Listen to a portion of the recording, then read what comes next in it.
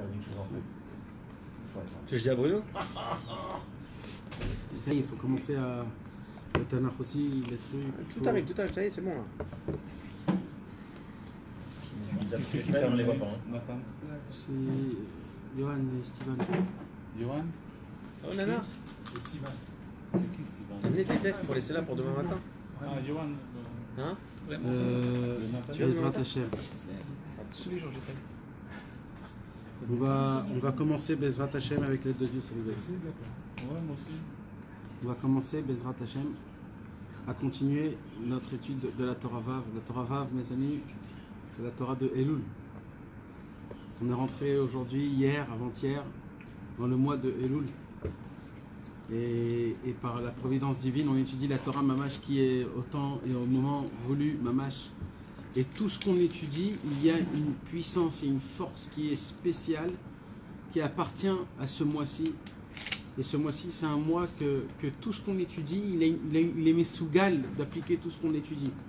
On a étudié le kavod, on a étudié la tchouva, on a étudié que c'est quoi l'essentiel de la tchouva. C'est quand un homme il est méprisé, quand on le fait rougir d'honte, et que c'est que comme ça qu'on peut servir à Kadosh Baruch Hu, quand on est prêt à enlever notre kavod pour le kavod d'Akadosh Baruch Hu, parce que tant qu'on a encore du kavod, on ne peut pas servir Hachem.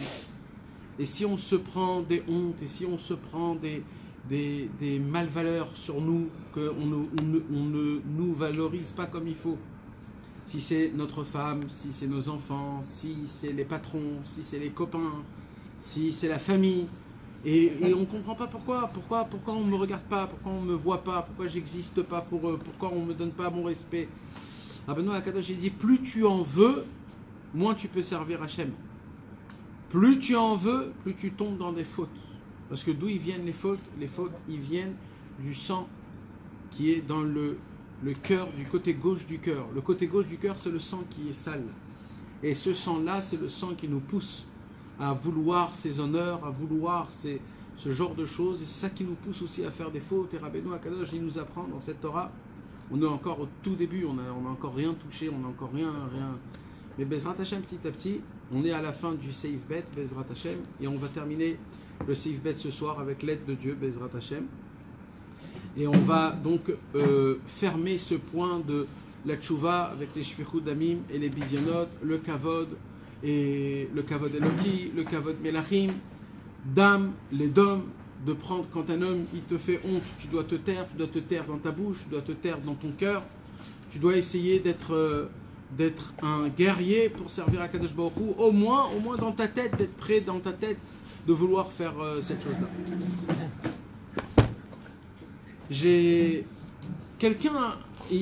Quelqu'un a posé une question. Au tout début de la Torah Vav, mes amis, Rabbi Nachman, il commence la Torah comment? Il commence la Torah en disant Ki tsarir kol adam lemaet bichvod atzmo ou le'arbot bichvod hamakom. Rabbeinu, au tout début de la Torah, il parle du kavod, il parle de l'honneur. Et comment il commence la Torah, Rabbi Nachman? Il commence la Torah en se disant car tout homme, il doit essayer de diminuer son kavod pour augmenter le kavod d'Hachem. Et Rabbi Nachman commence à nous parler comme combien le kavod, il n'est pas bon, combien le kavod, il ne nous appartient pas. Le kavod, il appartient que à Hachem, il appartient à la Torah et au tzadikim. Et comme nous, on ne fait pas partie de ces catégories-là pour l'instant, malheureusement, donc on ne doit pas chercher le kavod, parce que le kavod, on ne doit que le donner à Hachem. Et limite, plus que ça, on doit essayer de diminuer notre kavod parce que la seule façon pour donner le kavod à Hachem, pour honorer Hachem, c'est quand j'enlève mon propre kavod. Et comme ça, Rabbi Nachman, il parle dans la première lettre de la Torah Vav, Aleph, sur le Inyan du kavod. Et il y a quelqu'un qui est venu, il m'a dit, dis-moi, tu veux être un ministre, toi? Je lui ai dit non. Tu veux être un président? Je lui ai dit non. Il me dit, tu veux être un chef de banque? Je lui ai dit non. Il lui dit, donc tu cherches pas du kavod. Tu cherches pas du kavod. Alors on a tous un petit kavod. On cherche le respect. Mais c'est certain que quand Rabbeinu il parle de ce kavod-là, on dirait que Rabbeinu il parle d'un kavod, un vrai kavod, un kavod. Quand on lit, c'est là où Rabbeinu il commence à nous parler sur le inyan du kavod. On dirait comme si, qu'est-ce que j'ai comme kavod, moi, Bichlal? De quel kavod on parle?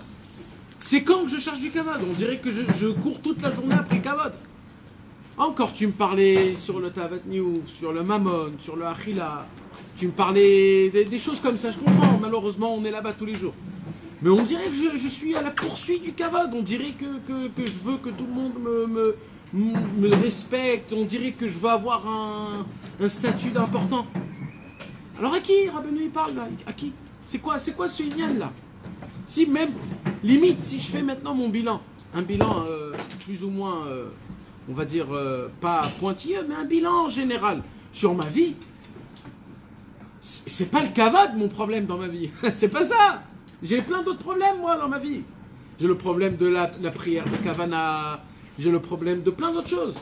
C'est quoi ce Inyan que Rabbeinu il parle du kavod dans cette Torah? On le voit quand même chez nous souvent. Non. Dès qu'on a fait un truc, tu as souvent tendance à dire c'est grâce à moi. D'accord. On a souvent, Il m'a pas dit merci. Non, mais c'est pas aussi grossier que ça veut dire. T'as vu Je le dis mec pas que que j'ai ça envoyé, n'existe pas. Je dis pas que ça n'existe pas. On a ça, tous ça- des problèmes de kavod. Un mec, ça Mais va. de là à commencer la Torah Vav, et de là à commencer tout un contexte pour nous dire Ouais. c'est très grave, il faut diminuer, tu peux pas sans, parce que celui qui cherche du kavod, on lui pose des questions, on lui dit qui il est lui pour recevoir du kavod. Ça, normalement, c'est qui qu'on dit ça? ouais. C'est sur des présidents, c'est sur des rois, c'est sur des Des rabbins. rabbins, c'est sur des gens qu'on leur dit pourquoi il a une voiture comme ça, pourquoi il est habillé comme ça, pourquoi il se permet de dire comme ça. Normalement, c'est des gens qui ont un statut qui est important. Et Rabbeinu il nous dit, c'est quoi le problème de celui qui cherche du kavod? Il dit le problème de celui qui cherche le kavod, c'est que les gens après, ils vont regarder sur sa vie, ils vont se poser des questions. Pourquoi il mérite ça? Pourquoi il mérite ça? Ça t'arrive ça nous arrive à personne ça. Ça arrive à qui? Ça arrive à des grandes personnes, Bibi Netanyahu, ça arrive à des grands qui ont un statut très grand, ils se prennent quelque chose, alors quand ils se prennent quelque chose, alors on leur dit ouais, il se prend pour qui? Pourquoi il prend ça? Etc. etc. Mais de là à me dire à moi que je dois diminuer beaucoup de kavod, etc. Oui, je sais qu'il y a un problème qui s'appelle le kavod, on a tous ce problème-là. Mais de là à faire tout un inyan et de dire que tout le travail c'est mamash, le inyan du kavod et que tout dépend du kavod. Il y a des gens qui peuvent venir s'asseoir dans un cours, entendre le cours et dire, je sais pas, le mec il a parlé pendant 1h30, il a parlé d'un sujet, le kavod, j'ai rien compris, ça me parle pas, j'ai rien. Il a raison. Ah, peut-être que Bennett, il a raison. Et quand on étudie la Torah Vav, il faut un petit peu se creuser la tête. Qu'est-ce qui... Parce que mes amis, quand Rabbeinu il a écrit Kitzarir kol adam le maed birchvod atzmo l'arbod birchvod amakom, Rabbeinu il te parle. Quoi la dame? Ouais, Il te parle. Il s'adresse à toi et il dit David, Kitzarir kol adam le maed birchvod atzmo. Si maintenant Rabbeinu il est vivant, d'accord? Je viens chez Rabbeinu. Bonjour Rabbeinu, comment ça va? Baruch Hashem. Rabbeinu il vient et me dit, tu sais, il faut diminuer le kavod. Je dis Rabbeinu, Bevadaï, bien sûr, mais je comprends pas. On dirait que je cours après la Arnona, je cours après la Moetza, les Prirotes. Je suis pas ce genre de personne. Je suis un mec simple. Qu'est-ce que je veux, moi? Qu'est-ce qu'on veut dans notre vie, mes amis? Qu'est-ce qu'on veut? On veut avoir une parnassa comme il faut. On veut avoir un shalom baït comme il faut. On veut avoir des enfants qui sont bien éduqués. Une maison qui est normale. C'est tout ce qu'on veut. D'accord ou pas? Et même si on cherche du kavod, on cherche le kavod pour avoir une vie normale en fait. Dès que j'ai ma vie normale, je vous laisse tous tranquilles. Donc même ce kavod que je cherche, c'est pas un kavod pour le kavod, c'est un kavod pour avoir une vie simple, pour avoir une vie normale, pour avoir une vie paisible. Alors Rabbeinu il vient, il te dit mais non mon frère, moi je te parle d'un autre truc. Moi je te parle qu'il y a ce qu'on appelle le kavod. Et Rabbeinu, s'il nous dit ça, c'est qu'il nous manque. Il nous manque quelque chose. Il nous manque une compréhension de c'est quoi le kavod que Rabbeinu nous parle. C'est pour ça que la question que je pose devient une question du pshat du Likutei Moharan. C'est pas une question stam autour. Ça devient une question du pshat. Qu'est-ce que Rabbeinu, pourquoi Rabbi Nachman commence la Torah Vav par ce sujet-là du kavod? Combien c'est très grave, combien il faut diminuer, combien si tu diminues pas ton kavod, eh ben tu peux pas servir Hachem. Qui nous dit des paroles comme ça? Ou dans quel Sefer Moussar c'est écrit des paroles pareilles? C'est écrit nulle part. Dans tous les livres, il y a écrit, il faut faire très attention, le kavod ne nous appartient pas, il y a écrit que le kavod il appartient que à Kadosh Baruch Hu, et même celui qui est apte à recevoir du kavod, il faut qu'il ait la distinction de ne pas recevoir pour lui personnellement le kavod, juste le redonner à Hachem. Ça s'arrête là. Mais Rabbeinu, il a pas arrêté là. Rabbeinu, il a creusé, jusqu'à à dire quoi? Si t'es pas prêt à jeter ton kavod, sache que tu peux pas servir Hachem. Tu peux pas servir Hachem, pourquoi? Parce que pour servir Hachem, il faut jeter ton kavod. Il faut la shpil tatzmo, les vazot tatzmo. Il faut se soumettre, il faut s'annuler, s'humilier. Vous imaginez ce que Rabbeinu dit? C'est un truc de fou. Parce que ça voudrait dire quoi? Ça voudrait dire que qui sert Hachem alors aujourd'hui? Qui? Parce que de s'annuler totalement, d'enlever tout le kavod, c'est un travail, c'est pas facile. Tu peux pas dire à quelqu'un de jeter, de t'annuler totalement devant un Kadosh Baruch Hu. Après tout, on vit dans un monde, on a une vie, on a des amis, on a un travail, on a toute une spirale où on ne peut pas se permettre à se déshabiller totalement et à se mettre comme un fou pour servir Hachem. Alors la question que je pose qui est super simple, c'est quoi ce kavod que Rabbeinu a mis le point et qu'il a choisi ce thème en tant que thème premier, et tous les premiers ils sont importants. Comment il a choisi ce thème? Apparemment, dans ce que Rabbeinu y parle, il se cache un secret exceptionnel, un secret que toute la Torah Vav, elle dépend de ça. Alors d'après les règles, les klalim de Rabbi Avraham ben Rabbi Nachman, quand on étudie le Likutei Moharan, si tu as une question dans une Torah du Likutei Moharan, par exemple, tu as une question comme nous, on a une question dans la Torah Vav, on a une question, c'est quoi le kavod? Alors il dit Rabbi Avraham ben Rabbi Nachman, sache une chose, c'est une règle, sache une chose, toutes les questions que tu as sur la Torah Vav, la réponse elle est dans la Torah Vav. Ne va pas chercher autre part. Parce que quand Rabbeinu, il dévoile une Torah, il a fait rentrer dans cette Torah la réponse à toutes les questions que tu pourrais avoir. Donc apparemment, la réponse, elle se cache où? Dans la Torah Vav elle-même. C'est d'après les klalim de Rabbi Avraham ben Nachman. Il y a des autres klalim, mais pour l'instant, on est là. Alors apparemment, il faudrait... Venez, on avance dans le deuxième. Baruch Hashem, on a étudié le deuxième. Qu'est-ce qu'on a étudié dans le deuxième? On étudie dans le Seif Bet, tout de suite après. On étudie Veyev Shar Liskot la Kavod Azeh Ela Al Yedei Tshuva. Il dit Rabbi Nachman, comment on peut atteindre de donner du kavod à Hachem? Comment on peut atteindre cette mida-là de kavod comme Rabbeinu y parle? Il dit Rabbeinu, c'est grâce à la tshuva. Mais quelle tshuva, il dit Rabbeinu? Il dit une tshuva qui s'appelle les hontes et les méprises. Quand un homme, chas v'shalom, il vient et il te dit un truc, il te fait hyper honte. Il te fait hyper honte. Qu'est-ce qui se passe? À ce moment-là, tout de suite, il y a un feu en toi qui se réveille et tu as envie de lui répondre. Tu as envie de lui dire mais il se prend pour qui pour me dire une chose pareille?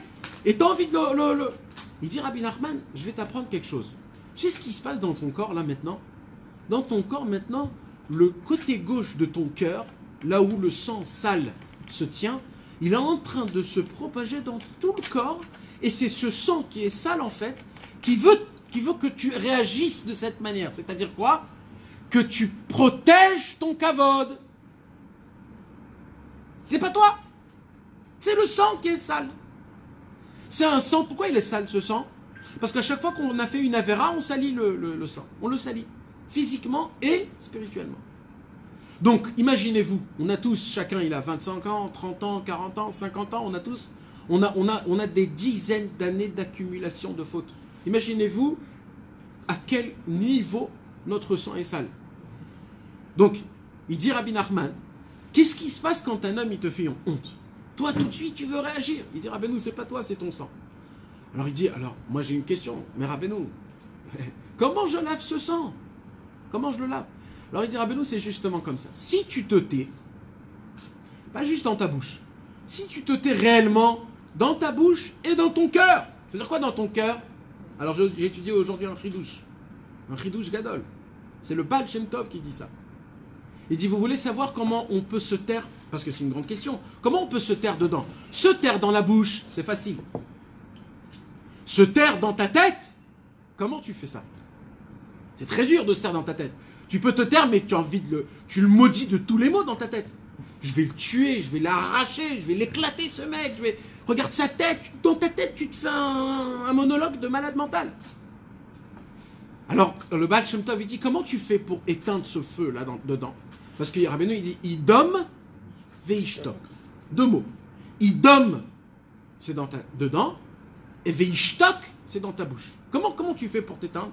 Le Baal Shem Tov, il dit un chidouche. Il dit comment? Il dit en le jugeant du bon côté. Tu fais Azamra.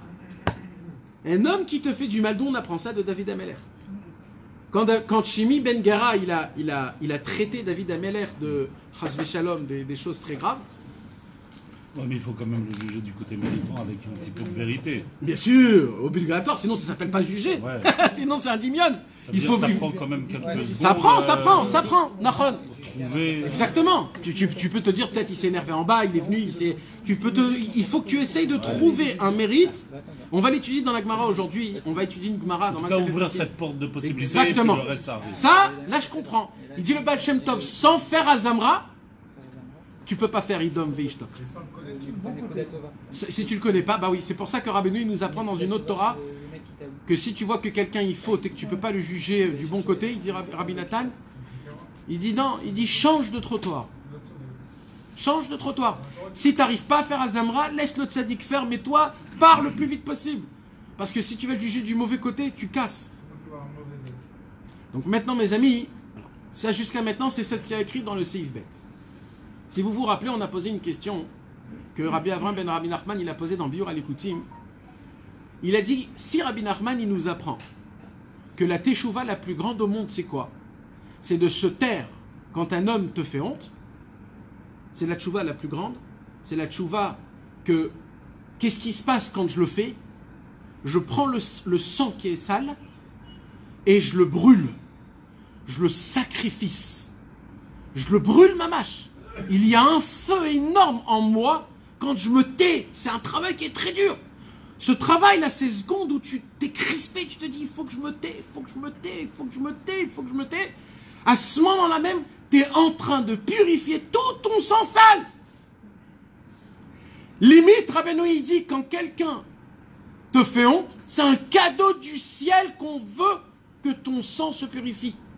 Limite, c'est un cadeau. Limite, la personne qui te fait une méprise, je dois lui dire, merci mon frère, Toda Rabba.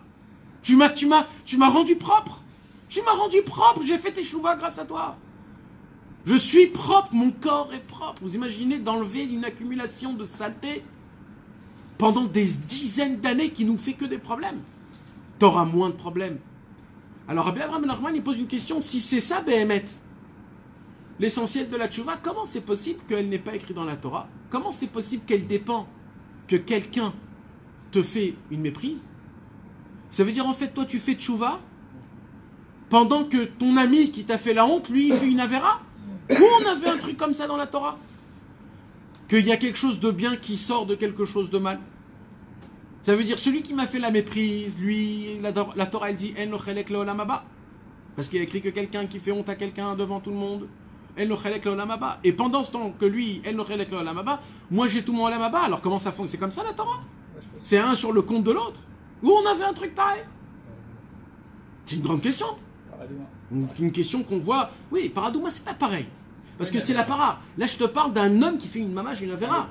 Le Kohen, c'est une touma. Touma, c'est pas pareil. C'est une touma. C'est pas une avera. C'est une touma. C'est impur. Il est pas pur. C'est le même principe. C'est pas exactement le même principe. Ouais, c'est pas pareil. La touma et la tahara et la avera et le mitzvah, c'est pas pareil. C'est pas une faute qu'il fait. C'est pas pareil. C'est pas une faute. Donc là, c'est une mitzvah. Il prend sur lui la touma. Là, c'est une autre chose. Là, moi, je vais aller fauter en faisant honte à quelqu'un. Et la personne, s'il sait la prendre comme il faut, il va devenir tzaddik et mon rachat. C'est pas possible un truc pareil. Comment Rabbeinu il nous fait faire ça? Parce que si tu fais Azamra, en réalité, lui, il ne devient pas du tout rachat. Et toi, tu as fait cette mitzvah déjà, de te taire, de faire Azamra, et lui, en faisant Azamra, tu l'as rendu tzaddik. C'est une très belle réponse. Qu'est-ce qu'il a dit? Il a dit si toi tu fais sur lui Azamra, et c'est d'ailleurs la raison pour laquelle tu t'es tué, au moment où tu as fait Azamra, tu l'as jugé en bien, il est devenu tzaddik. Donc il ne devient pas un rachat, lui. Bien fait. Mais Rabbi Avram ben Rabbi Nachman, il a une autre réponse qui est basée sur le Halim et Troufa, mes amis. La Mirta Vresh Samer Dalet. Il y a aussi un Likuta Halachot qui parle de ça. On a parlé tout à l'heure, je ne me rappelle plus c'était où, dans quel Likuta Halachot. Mais c'est basé sur Rabbi Nathan. Et c'est le sod, le secret, un des secrets de cette Torah qui est exceptionnel. Exceptionnel, exceptionnel, mes amis.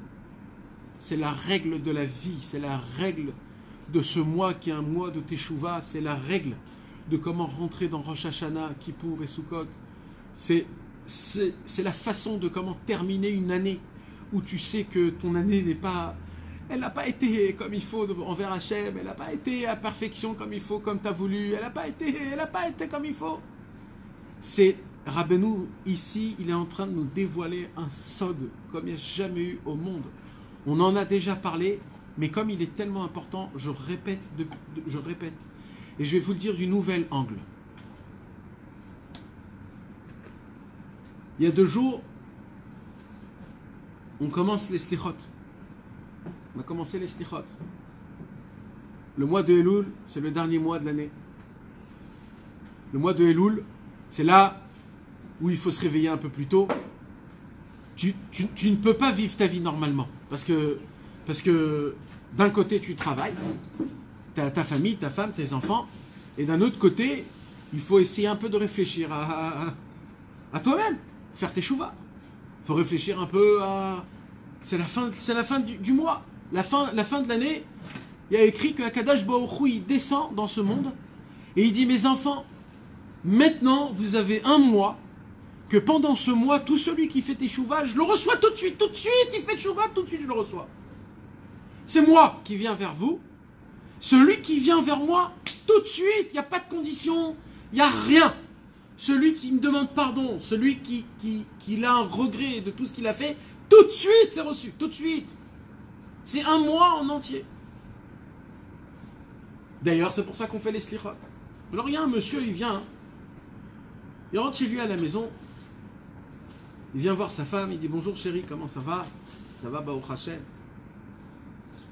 Je voudrais te poser une petite question. Il lui dit ok, si tu veux mon mari. Il dit tu sais, ça commence les slichot. Dans les slichot, il y a plusieurs niveaux. Vous savez, le niveau le plus émet, les slichot, c'est pendant Alot Hashara, c'est-à-dire avant le Netz. Le Netz aujourd'hui, c'est vers 6h, 6h15. Donc les slichot, ça commence vers 5h. Le vrai slichot, c'est 5h. D'accord? Après, il y a des slichot qui sont pour Chatzot. Ceux qui n'arrivent pas, alors ils le font à minuit, 1h. Il y a des gens, les pauvres, qui n'arrivent pas ni le soir, ni... Alors ils le font avant la prière le matin. Non mais 6h, 7h, 8h. Et il y a des gens que même le matin ne peuvent pas. Alors ils le font pendant la journée. Tout ce que le Ham Israël il fait, c'est exceptionnel. Tout. Il faut savoir. Il ne faut pas dire ça c'est mieux, ça c'est pas mieux. Tout c'est bien. Chacun avec ses kélim.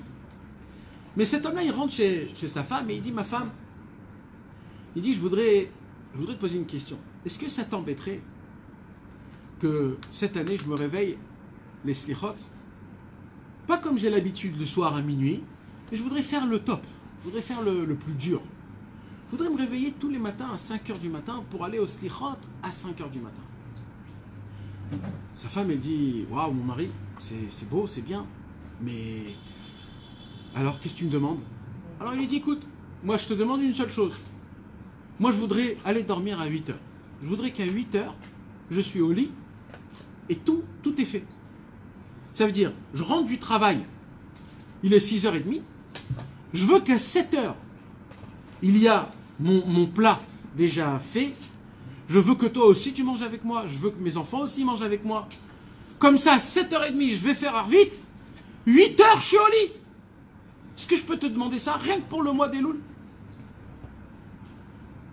Sa femme, elle dit, si tu veux faire tchouva, l'Irvod, Rosh Hashanah, Kippour, allez, je vais prendre ça sur moi.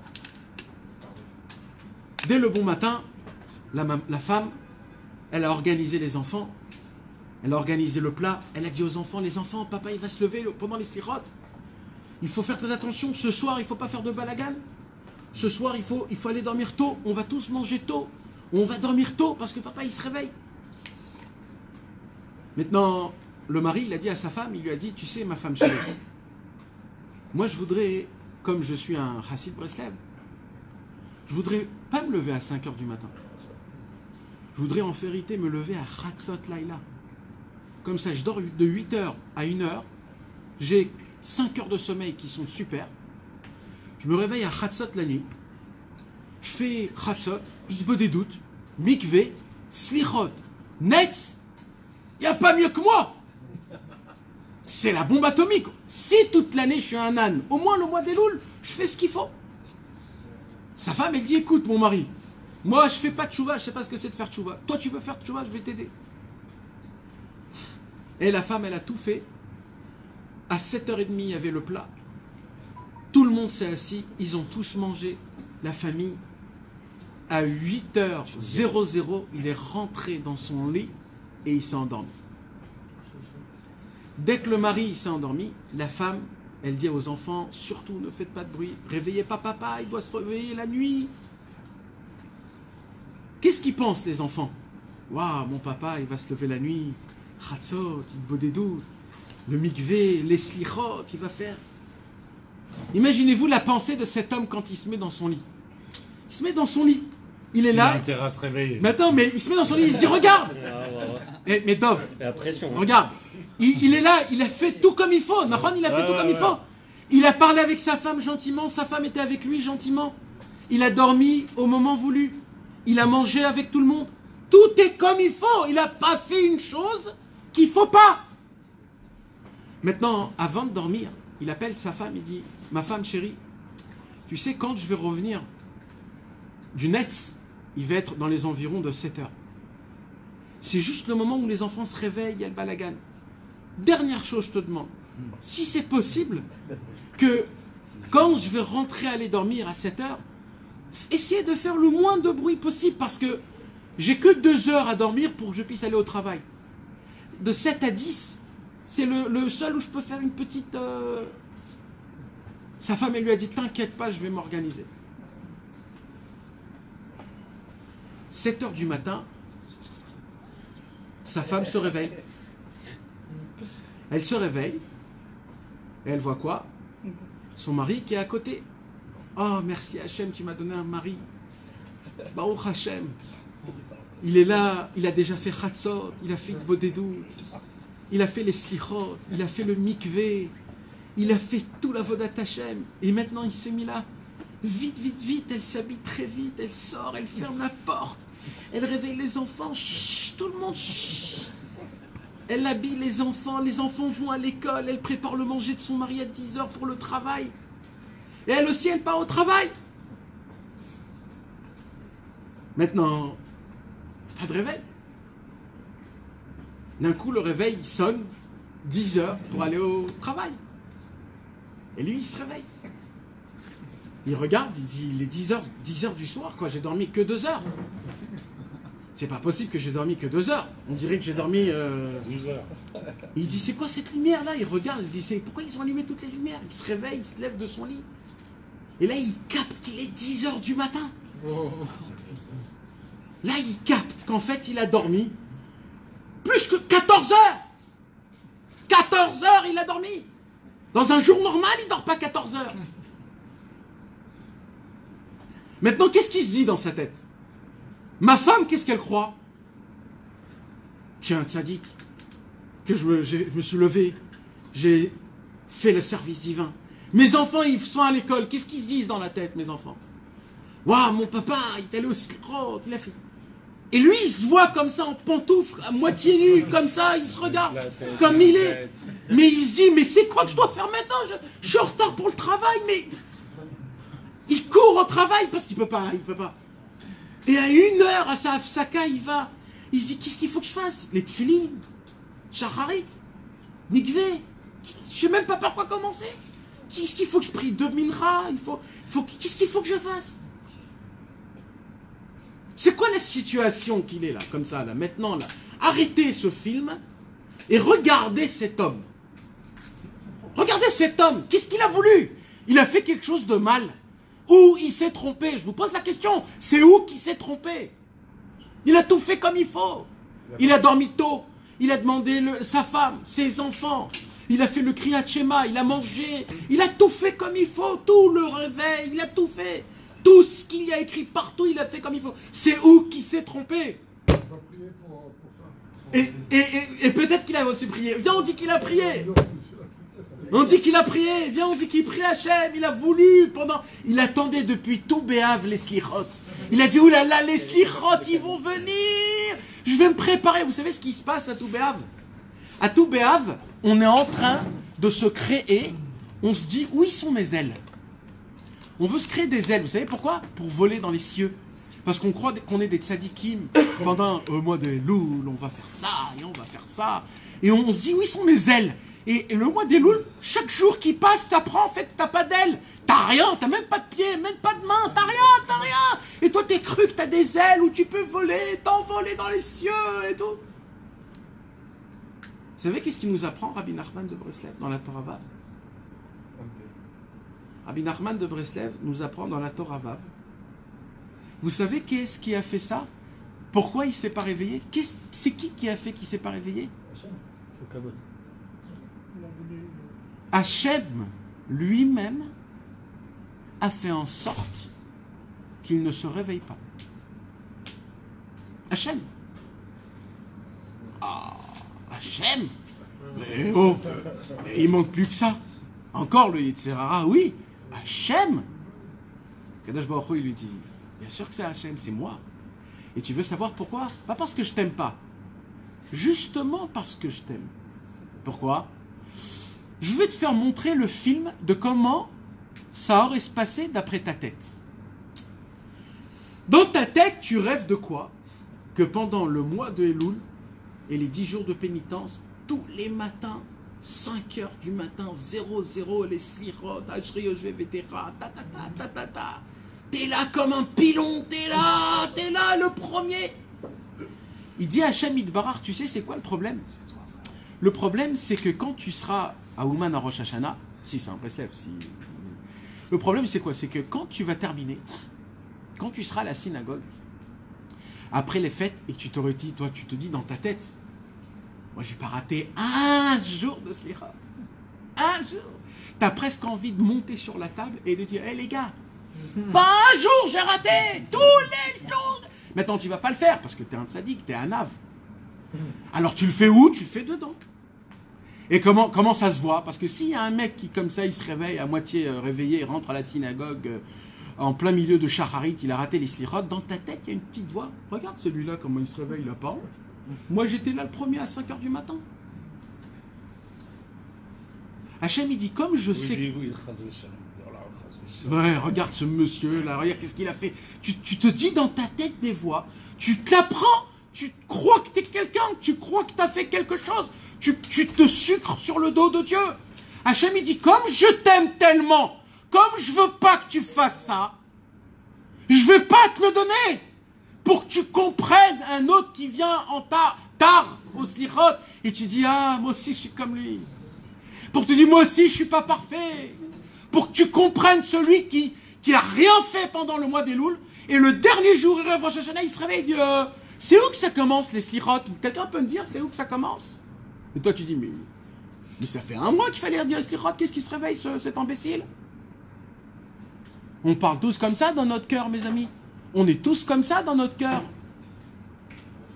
Akadosh Baruch Hu, il dit tant que tu seras pas propre dans ton cœur, tu pourras pas servir Hachem comme il faut. Et là, Rabbeinu, il vient et qu'est-ce qu'il dit à cet homme-là? Il est 10 h du matin, il s'est réveillé dans son lit moelleux. Il dit Rabbeinu, ça, c'est de ce kavod-là qu'on parle. On lui a enlevé tout le kavod à cet homme-là. Parce qu'il a voulu se réveiller le soir, la nuit. Il a voulu faire les slichot, itbodedut, mikvé, il a tout voulu faire. Et il se retrouve à 10 h du matin, le premier jour des slichot. Ni sa femme, elle sait, ni ses enfants, il sait. C'est quoi qu'il a là? La première chose, c'est quoi? C'est une honte. C'est une méprise de soi. C'est une honte. Il dit Rabbeinu, ça, c'est ça le kavod que Rabbeinu il dit. Jette ton kavod. Ça veut dire quoi? Tu crois que Hachem il existe que à Chatzot Laïla? Hachem il existe à 10h du matin. Alors c'est pas de ton honneur de le servir et de prier Shacharit à 10h du matin. Eh ben alors va mettre tes baskets et dégage d'ici si t'es pas un homme. Parce que ça veut dire quoi de jeter son kavod et de servir Hachem dans tous les niveaux? C'est que même si tu te réveilles, il est 11h du matin. Eh ben Hachem, il a voulu te mettre là-bas. Son kavod à Hachem, c'est quoi? C'est que dans cette situation, tu fais comme si de rien n'était et tu le sers comme si qu'on est à Chatzot Laïla. Comme si qu'on est en plein milieu de Chatzot. Tu vas mettre tes téphilines et ton talit avec une joie, une simcha, comme si tu es honnête. T'as tout raté. Raté Shacharit, Zman Kriyat Shema, le Minyan, t'as tout raté. C'est quoi son kavod intérieur à ce moment-là? Non, pas à ce moment-là où il est en train d'essayer de rattraper, mais au moment où il se lève du lit, il a cette situation. Il n'a pas un kavod. Il a une honte. Il a une honte grande. Pourquoi? Parce qu'il dit, comment c'est possible que j'arrive à arriver à un niveau pareil? Il est complètement rabaissé, il est complètement bas, il est complètement dégonflé. Il se dit avec tout ce que j'ai fait. Tu sais, regarde, je vais te donner un petit exemple. Imagine-toi, tu te réveilles, Chatzot, tu fais une des doutes, tu vas au mikvé, tu fais le netz. Et tout de suite après ça, on te propose d'étudier 2 heures de l'écouter Moharan. Tout de suite, tu dis quoi? Bien sûr, pourquoi? Parce que tu as derrière beaucoup de bagages. Maintenant, imagine-toi, tu te réveilles, pas toi. Imagine-toi, quelqu'un il se réveille à 11h du matin.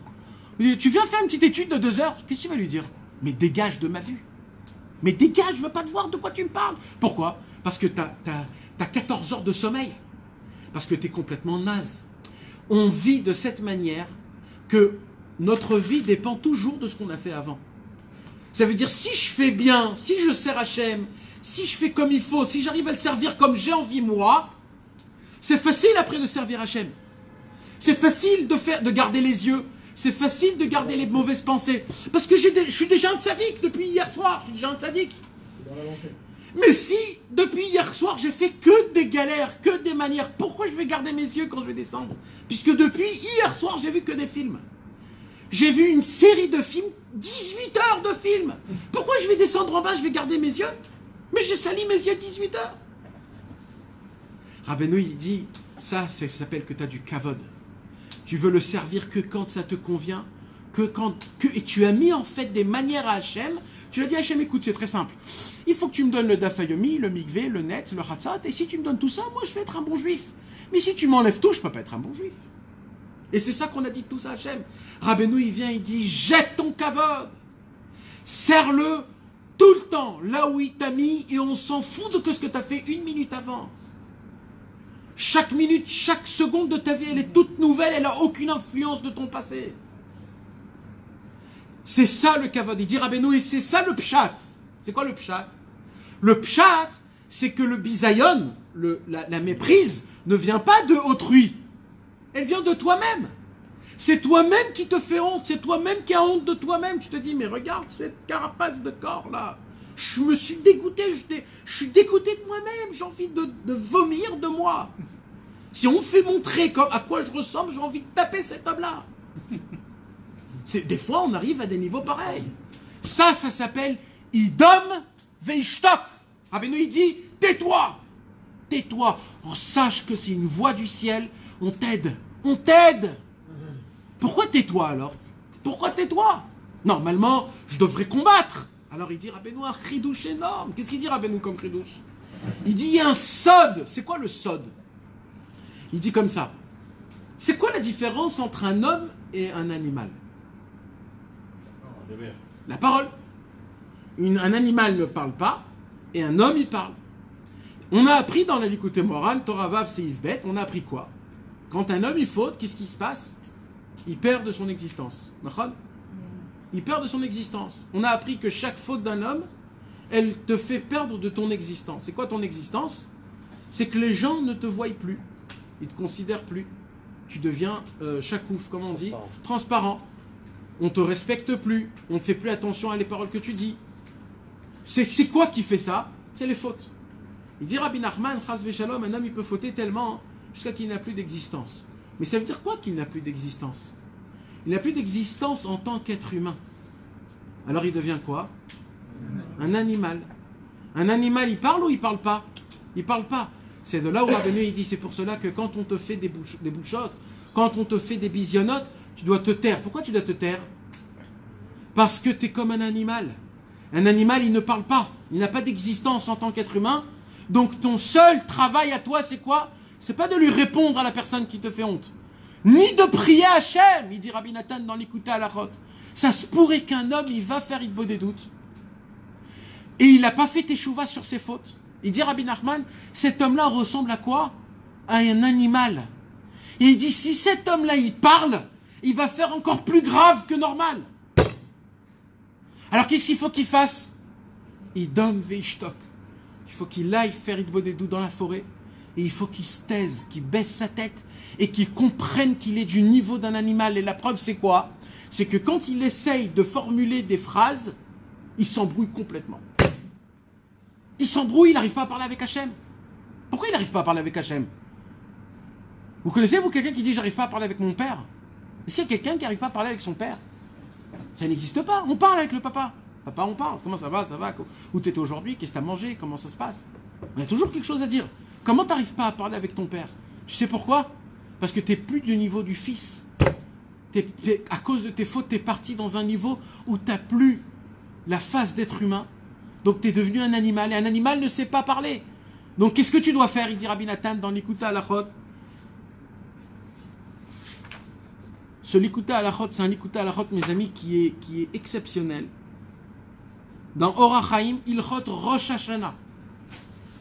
Ilchot Rosh Hashanah, Halachat Dalet Seif Bet, dit Rabbi Nathan, quand un homme il est dans la forêt ou alors il est dans sa chambre et qu'il essaye de parler avec Akadosh Baruch Hu, et il voit qu'il essaye de formuler des paroles, il voit qu'il essaye de faire teshuva, il n'arrive pas, il essaye, il voit que ça fonctionne pas. Les paroles ne sortent pas. Si ça sort, il embrouille. Un sujet dans un sujet, il revient, il repart, il refait. Il dit Rabbi Nathan, c'est que cet homme-là, il est du niveau d'un animal, il ne peut pas parler. Alors qu'est-ce qu'il doit faire? Il doit baisser sa tête et idom veishtok. C'est ça le bisayon le plus grand qu'un homme il peut recevoir. Quand il comprend qu'il ne peut pas parler avec son père. Il dit Rabbi Nathan, au moment où un homme il comprend qu'il est du niveau d'un animal. C'est comment on dit un animal en hébreu? Behema. C'est quoi Behema? Ba-ma. C'est quoi Ba-ma? C'est les premières mots qu'un bébé il dit dans sa bouche. C'est ça, je suis de ce niveau de Ba-ma, Hachem. Behema, je peux pas formuler des paroles, je peux pas te parler, je peux pas te faire je peux pas te décrire combien je veux faire teshuva, combien je veux me rapprocher de toi, combien je suis pas content de mes fautes, combien j'essaye mais j'arrive pas. Je peux pas te le décrire, je peux pas, c'est un sentiment. Alors il dit Rabbi Nathan, tais-toi, idom vishtok. Ça, c'est ça, le bisayon, la shfichut damim, c'est ça la rougeur qu'on te fait rougir d'en haut, pour que tu comprennes que tu es un animal. Il dit Rabbeinu, parce qu'au moment où tu vas l'admettre, Hachem aura tellement de pitié de toi, que ça s'appelle idom vishtok, il change le dam en dom. Et au moment où il change le dam en dom, alors il purifie son sang, et au moment où son sang est purifié, il a l'apparence d'un être humain. Et là, il peut parler avec Hachem. Et là, il fait éhayer le keter, la teshuva, tout ce qu'on a parlé. C'est comme ça qu'un homme, il devient un homme. Comment un homme, il devient un homme? Quand un homme, il sait se taire. Quand un homme, il se rabaisse. Quand un homme, il se dit, je suis un bal teshuva, je dois baisser ma tête. Mais surtout, sur quoi? Pas sur autrui. Parce qu'on n'est pas des ministres, on n'est pas des professeurs, on n'est pas des philosophes. On est des gens simples de la communauté. Alors c'est qui va nous faire des réprimandes? C'est que moi-même, avec moi-même. Quand je vais essayer de me rapprocher de Dieu, et je vais voir que du ciel, on ne me laisse pas de me rapprocher de Dieu. Pourquoi on ne me laisse pas? Parce que je suis rempli de honneur et d'orgueil. Quand Hachem, il nous laisse 2-3 fois faire les slichot, quand Hachem, il nous laisse 2-3 fois de garder les yeux, de garder les pensées, de garder le brit, quand il nous laisse 2-3 fois, on croit qu'on est Superman, on croit qu'on est les tzadikim les plus grands du monde. Limite, on va aller râler sur un autre mec qui garde pas tes yeux. Mais toi, il y a 2-3 jours, tu étais en train de... Qu'est-ce que tu fous là? Ça y est, parce que tu as fait 2-3 fois, c'est fini. Tu te permets de parler contre quelqu'un d'autre? Akadosh Baruch Hu dit, moi je supporte pas ça. Moi j'aime, vous savez mes amis, Akadosh Baruch Hu est venu chez Eliyahu Hanavi Zachor Letov. Et il lui a dit, et Eliyahu Hanavi Zachor Letov, comment il rapprochait le monde mes amis? Comment il rapprochait le monde? Il rapprochait le monde avec les éclairs. Il faisait du feu, un feu qui montait jusqu'au ciel. Il faisait il faisait des miracles de malade. Qu'est-ce qu'il lui a dit Hachem? Lo beruach Hachem. Lo berach Hachem. Akadosh Baruch Hu, il lui dit, c'est pas comme ça qu'on rapproche le peuple juif à moi. Il lui dit à Akadosh Baruch Hu. Eliyahu Hanavi, tu fais mal. Il lui a dit. Alors Eliyahu Hanavi a dit, alors c'est comment qu'on rapproche le peuple? Mais Kol de Mama Daka. Qu'est-ce qu'il dit le Malbim? Il dit le Malbim, Hachem a dit à Eliyahu Hanavi, rapproche mes enfants avec de la douceur. Ce sont mes enfants, avec des câlins. Faites très attention. Vous les tzadikim, vous croyez que les Bnei Israël, c'est quoi? Il faut leur taper sur la tête. C'est mes enfants à moi, il dit Hachem. Avec douceur, avec douceur. Donc ça doit être avec douceur, mes amis. C'est pour cela que des fois, la Vodat Hachem, nous on croit que c'est très dur.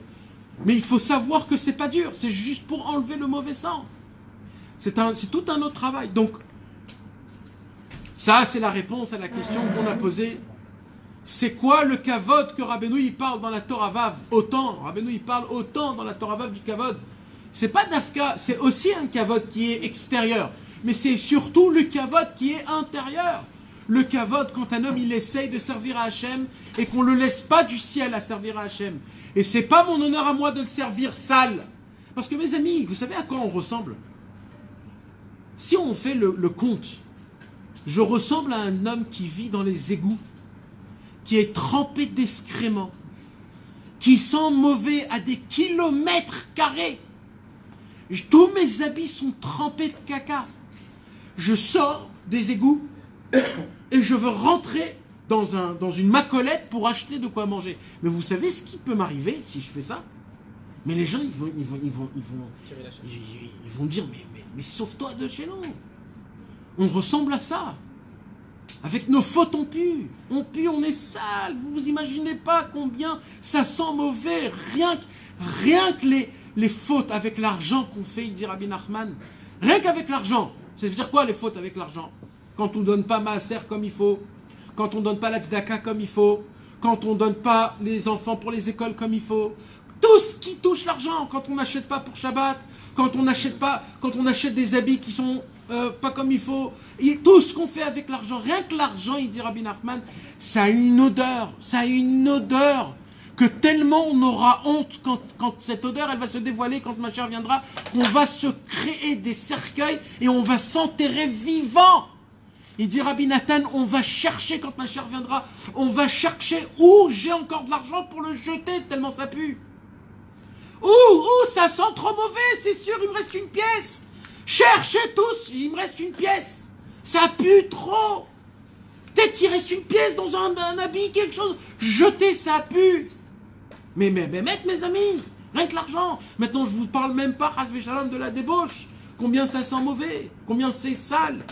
Et les aliments, mes amis, regardez, nous tous, qu'est-ce qu'on fait dans les toilettes quand on mange?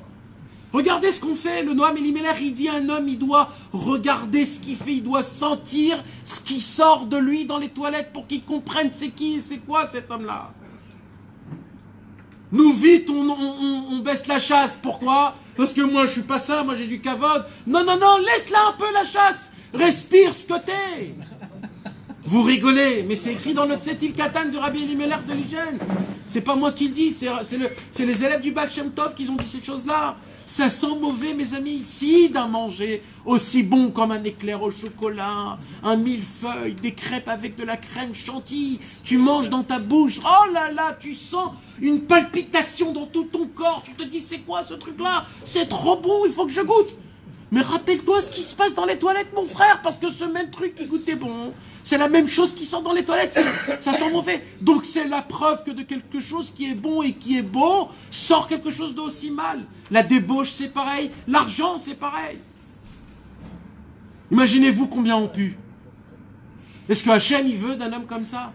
Est-ce que c'est kavod qu'un homme comme ça, il rentre dans une synagogue, il y a écrit que si un homme il a marché sur une caca de chien et qu'il a un tout petit peu de caca, il n'a pas le droit de prier, on n'a pas le droit de prier à côté de lui, on n'a pas le droit, même si ça sent pas mauvais.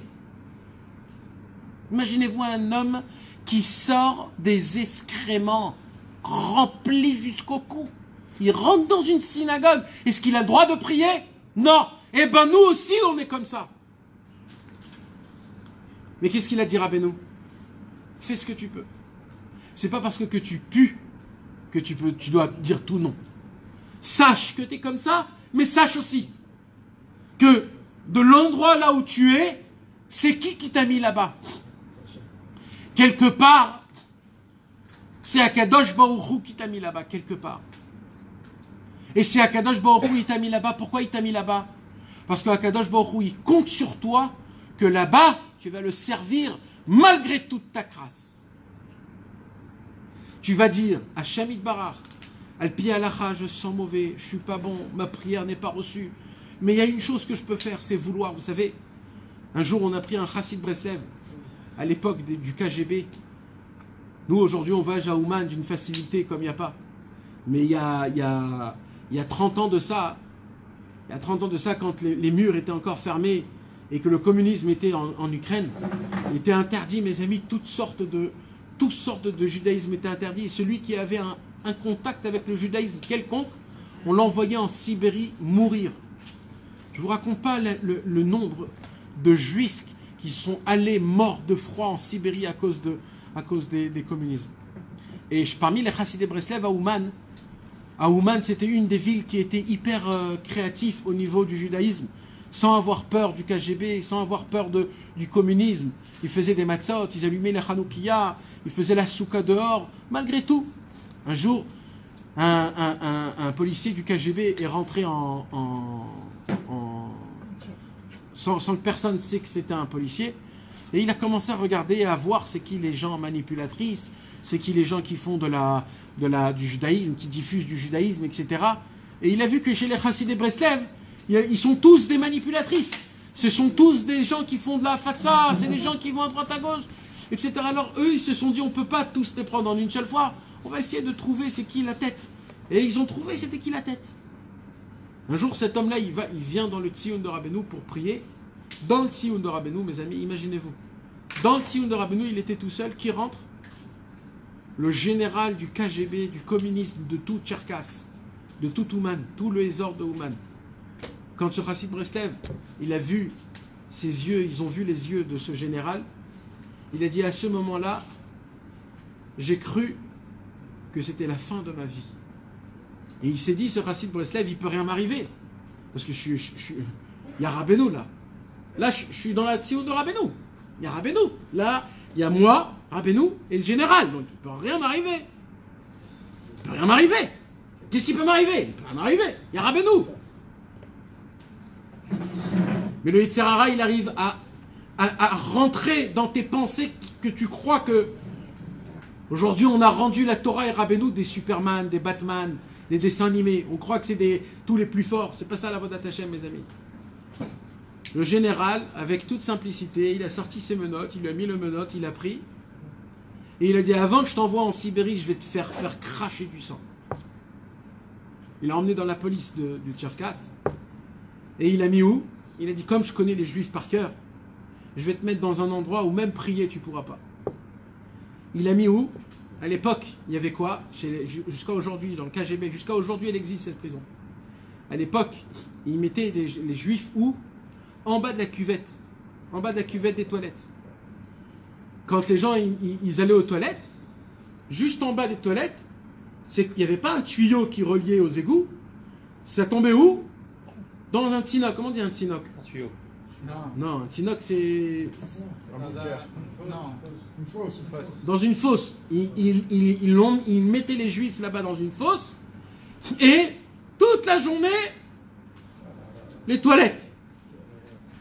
Maintenant, on n'a pas le droit de prier là-bas. Parce que ça sent mauvais. Et ils ont mis ce Chassid Breslev là-bas. Et là, il a dit, quand j'ai vu dans quel endroit où on m'a mis, là, j'ai perdu espoir. J'ai perdu espoir. Comment il m'a pris? Il est venu, il m'a pris là-bas. Là-bas, il m'a pris.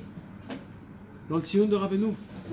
Il me met dans un endroit où j'ai même pas le droit de penser des pensées de Torah. Parce que c'est interdit d'avoir des pensées de Torah. Même de me renforcer dans la Torah, je peux pas. Même de me rappeler des paroles de Rabbeinu, j'arrive pas. Je peux pas prier, je peux rien faire. Ça veut dire, il m'a vraiment mis dans une vraie prison, Béhémet. Et là, il s'est rappelé d'une chose. Il s'est rappelé de quoi? Il s'est rappelé du Likuta Alachot, Ilchot Rosh Hashanah, Alachadalet, le Likuta Alachot qu'on est en train d'étudier. Quoi? Si un homme ne peut pas prier, c'est qu'il est du niveau d'un animal. Il a dit apparemment, si je suis là, c'est que je suis au niveau d'un animal. Vous savez qu'est-ce qu'il a fait? Il a commencé à imiter toutes les voix de tous les animaux qu'il pouvait faire. Le cheval, le chien, le chat, les lions, les tigres. Il a commencé à crier. C'est la seule chose que je peux faire. Je ne peux pas prier. Je ne peux pas penser des pensées. Je ne peux rien faire. Donc je vais faire montrer à Hachem que j'admets de tout mon cœur que tu es un animal. Il a commencé à faire des voix d'animal comme ça. Jusqu'à que les policiers ils sont venus, ils ont dit ça y est, il est devenu fou avec ce qu'il a reçu cet après-midi. Alors on va le ressortir. Ils l'ont sorti. Et quand ils l'ont sorti, il y a eu un miracle. C'est qu'ils ont laissé la porte ouverte. Il ne croyait pas ses yeux. Il était tout seul, sans policier, sans menottes, avec la porte ouverte. Ils sont allés 2 secondes aller voir, il s'est dit, mais il rigole là ou quoi? Il me laisse la porte ouverte. Il a pris ses pieds, il s'est barré. Il a dit, si Hachem il m'a fait un miracle comme ça, c'est pour pas que je reste en Ukraine. D'ici, je vais en Eretz Israël. Et comme ça, il a eu le mérite d'arriver en Eretz Israël. Grâce à quoi il est venu en Eretz Israël? Grâce qu'on l'a attrapé dans le Sion de Rabbeinu. Là, il avait une question. C'était quoi sa question? Comment Rabbeinu il laisse que le général me prenne et qu'il me mette dans un endroit pareil? Comment Rabbeinu il dit, tu ne comprends pas que depuis le départ, je suis en train de te créer ta porte de sortie pour arriver en Eretz Israël. Tout ce que je te fais, c'est du bien. Tout ce que tu crois que c'est des malheurs et des misères, je suis en train de te construire en fait. Je suis en train de te construire. Je suis en train de te préparer ton avenir. Je suis en train de te rendre balèze. Toi, tu crois que je te tape, je te donne des coups de poing à droite, à gauche. Mais ce que tu comprends pas, c'est que plus tu en reçois, plus tu deviens balèze. Tu n'auras plus peur de rien. N'aie pas peur. Aie confiance en moi. Le problème, c'est quoi? C'est que nous, on veut tout comprendre. À notre manière, à notre façon. On veut tout expliquer. Et on a des questions. Comment Hachem, il a fait ça? Comment il a fait la Shoah? Et comment il a fait comme ça? Et comment il a fait comme ça? Mais taisez-vous. Taisez votre bouche. Gardez votre salive pour vous-même. On a tous des questions sur Hachem. Comment Hachem, il ne nous laisse pas nous garder? On dit c'est trop dur aujourd'hui, ça ne ressent pas comme à l'époque. Oui, mais à l'époque, ils n'avaient pas les films. À l'époque, il n'y avait pas les modes. À l'époque, il n'y avait pas... Mais arrêtez de dire ça, mes amis. Hachem, il nous aime. C'est pour ça que c'est difficile aujourd'hui. C'est parce que l'essentiel de ce qui va se passer à la fin de tous les temps, c'est avec nous, pas avec les tzadikim d'à l'époque. Les tzadikim d'à l'époque n'ont pas souffert ce que nous, on souffre aujourd'hui. Si nous, on tient aujourd'hui, on est encore plus fort qu'eux. Nous, aujourd'hui, on souffre parce qu'on est fort. Rabbeinu, il dit, il y a un seul problème. Vous savez, c'est quoi le seul problème? C'est que vous ne connaissez pas votre force. Comme ça, il a commencé le Likutei Moharan de Rabbeinu. Dans le Shir Naim, Rabbeinu, il dit, il y a une seule chose. Vous ne connaissez pas votre force. Si vous aurez connu votre force, le Yetzer Hara vous le refait comme ça, il ne serait plus là. Comme ça. Le problème, c'est que vous ne connaissez pas votre force.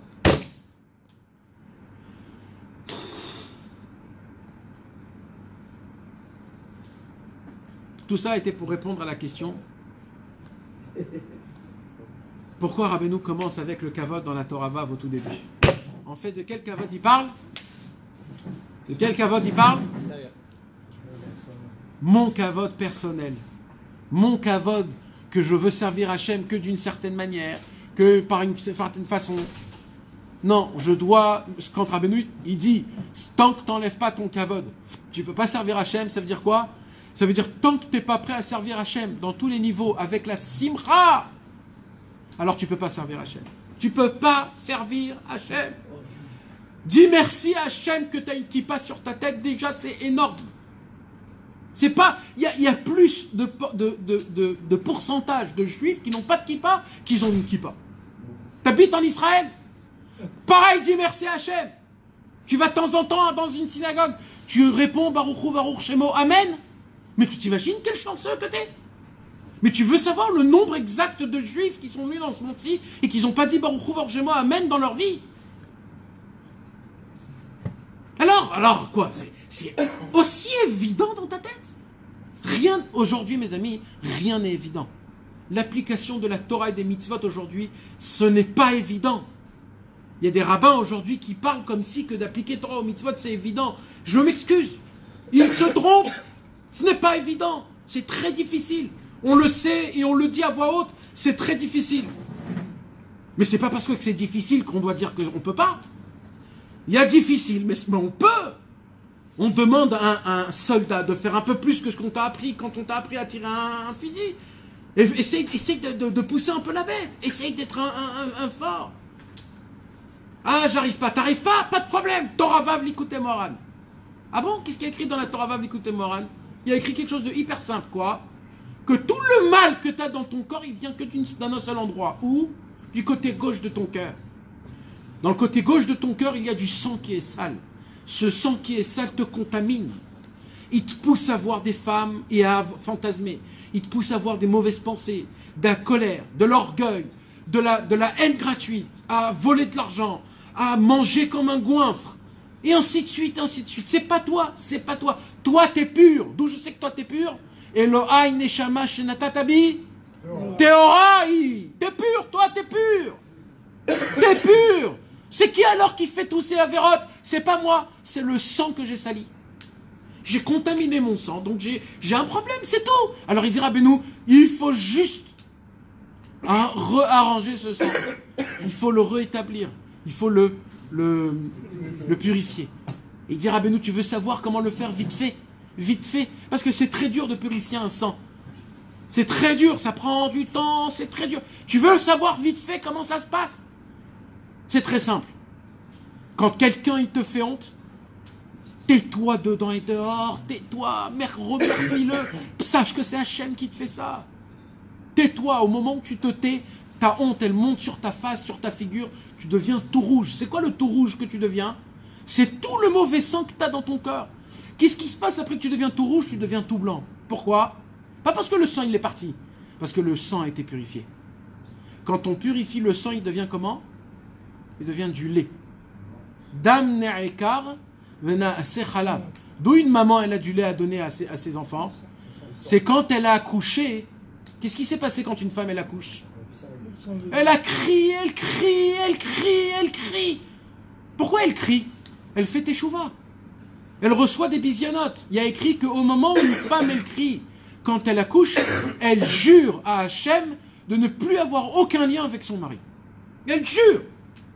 Pourquoi? Elle regrette. Pourquoi j'ai été avec mon mari? Pourquoi je dois souffrir comme ça? Elle fait teshuva. Quand elle crie, qu'est-ce qui se passe? Elle fait ça, idom veishtok. Et tellement elle fait un idom veishtok qu'elle rend son sang du lait. Et c'est le lait qu'elle va donner à ses enfants. Vous voulez savoir de quoi on a été nourri depuis la naissance? D'un sang pur.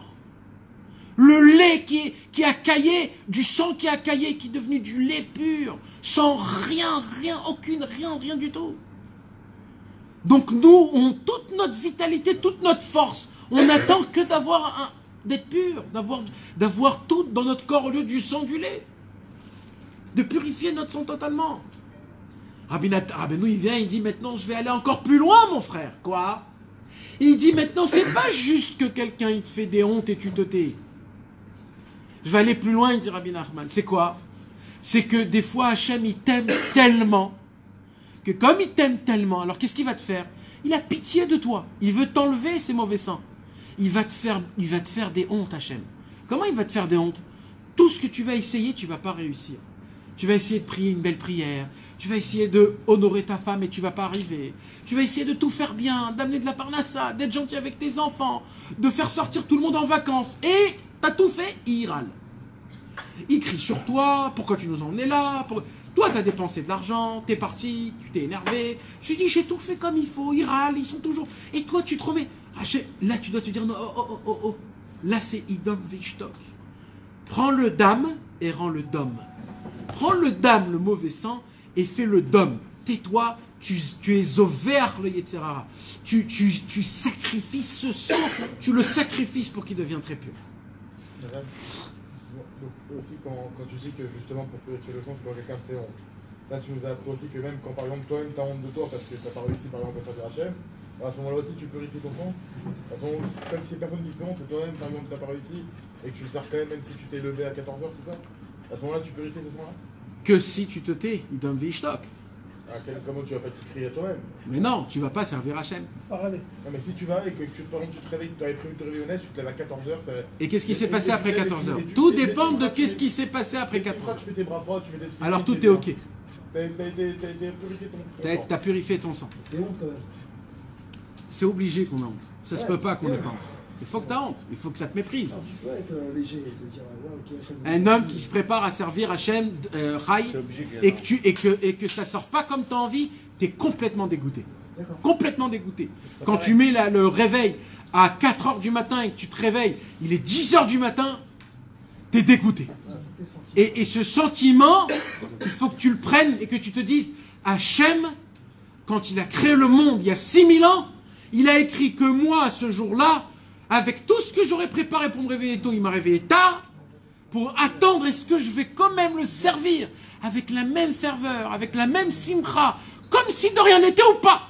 Si je le fais, c'est la preuve que je veux faire teshuva et que j'ai annulé mon kavod pour Hachem. Si Hachem il veut que je le sers avec mes habits sales, je le serrai avec mes habits sales. Pareil pour toutes les autres choses, pas que pour le réveil. Non, pour tout. C'est quelque chose qu'il y a parce qu'on est pendant les slirot, donc je parle de ça. Mais quand un homme il veut garder ses yeux, quand un homme il veut garder son bride, il veut garder son bride. Quand un homme il tombe dans le bride, c'est pas une petite avéra, ça, mes amis. C'est tu prends du cerveau et tu le jettes. Tu prends ton cerveau et tu le jettes. Tu pourras plus comprendre la Torah. Tu pourras plus comprendre les tzadikim. Tu pourras plus comprendre rien du tout. Tout ce qu'on va t'expliquer, tu peux pas comprendre. Tu deviens un imbécile, Tu deviens un imbécile spirituel. J'ai beau expliquer des centaines de milliards de fois la Torah, tu ne la comprendras pas. Parce que tu prends ton cerveau, tu le jettes.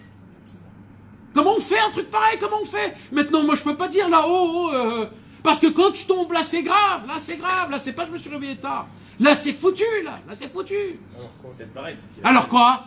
Eh ben, malgré que tu as jeté ton cerveau, malgré tout ça, tu dois dire Aya, Macha Aya, Aïkar, Léatril, Meatrala. Il y a ce qu'il y a, je dois commencer depuis le début. Je ne dois pas regarder ce qui s'est passé. Je dois avancer, demander pardon. Et j'espère qu'un jour Hachem me pardonnerait. Mais Akadosh Baruch Hu, il veut que je le serre où? Dans l'endroit là où je suis. En jetant, quand j'ai jeté mon cerveau à cause du Gamabrit, je dois là-bas, avec cette imbécilité, le servir Hachem. De lire des Teilim, de lire le Tikkun HaKlali, d'espérer les tzadikim qui viennent en prière pour moi, d'espérer que de voyager à Ouman pour Par exemple, quelqu'un il va dans une maison de femme, faire des shalom, et il sort de la maison de femme, il dit je vais faire ce matin. Exactement. Ouais, je sais. Exactement. Je vais faire le Lechem Echoud avant Mincha, je vais mettre la ceinture et je vais prier avec toutes les kavanotes en frappant des mains, tout.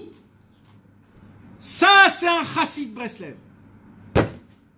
Ça, c'est un chassid Breslev. Ça, je vais te dire ce qui se passe dans le ciel. Dans le ciel, quand un homme il fait ça, tous les tzadikim qu'il y a eu depuis la création du monde courent à toute vitesse chez Rabbeinu et ils disent mais c'est quoi ces hommes-là? C'est quoi tes élèves? C'est quoi tes élèves? Mais qu'est-ce qui s'est passé? Il était dans le Gehinnom, comment il est passé au Gan Eden en un fraction de seconde? D'où il a pris cette force? Mais qu'est-ce que tu leur as dit pour qu'ils font comme ça? Comment t'as fait? Rabbeinu, il a dit, je leur ai appris comment fauter. Comment fauter avec de la hirat shamayim. Il y a un homme qui croit que quand il faute, alors il se laisse aller. Puisque puisque je faute, je me laisse aller. Qu'est-ce qu'il a dit Rabbeinu?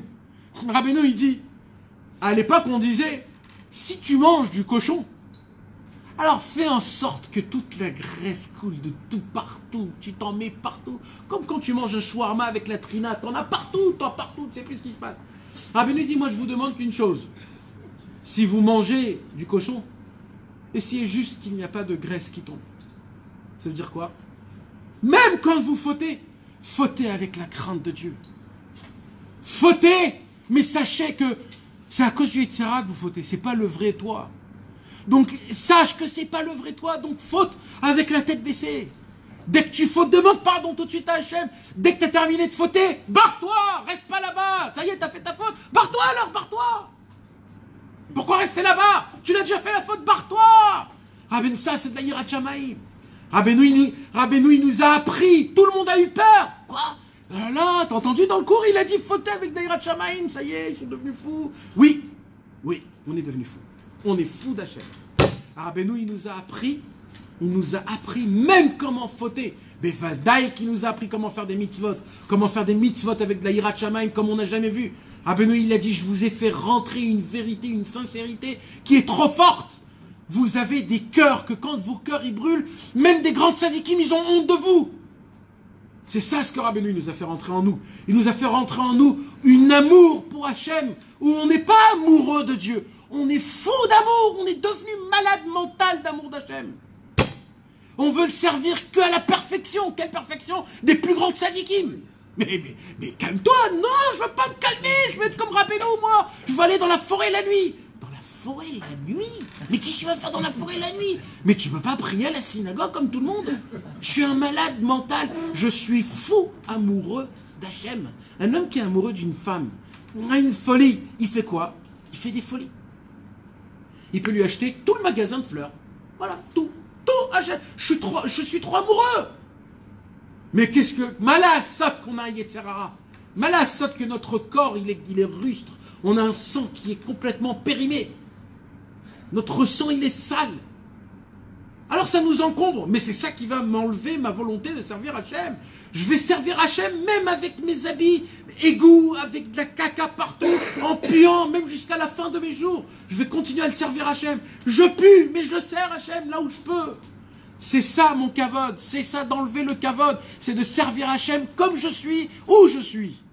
Comme si de rien n'était, sans regarder rien du tout. Pourquoi? Parce que quand un papa regarde son fils, il regarde que sa beauté. Quand Hachem il me regarde, il regarde que ma beauté.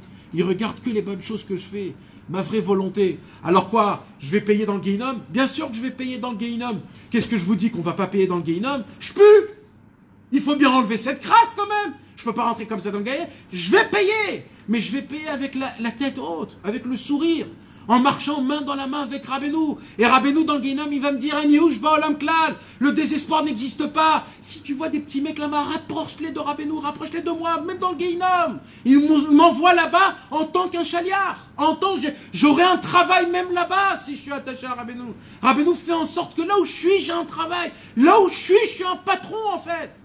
Or, la Goïm, on sera la lumière pour ceux qui nous entourent. Tous les tzadikim sont jaloux qu'on parle de cette manière. Ils comprennent pas comment un homme il peut parler comme ça. Il y a 2 secondes, il était en train de flirter avec une meuf. Comment il parle comme ça? Parce que mon cœur il brûle. Parce que le vrai de vrai qui est moi, le vrai de moi, je veux servir Hachem.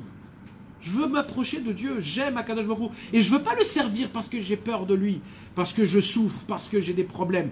Non, c'est parce que je l'aime. Et nous tous, hein, je parle à nous tous. On est tous comme ça. On a tous un feu qui brûle dans notre cœur. On adore Dieu. On veut être des copains à Hachem. On veut être en bon terme.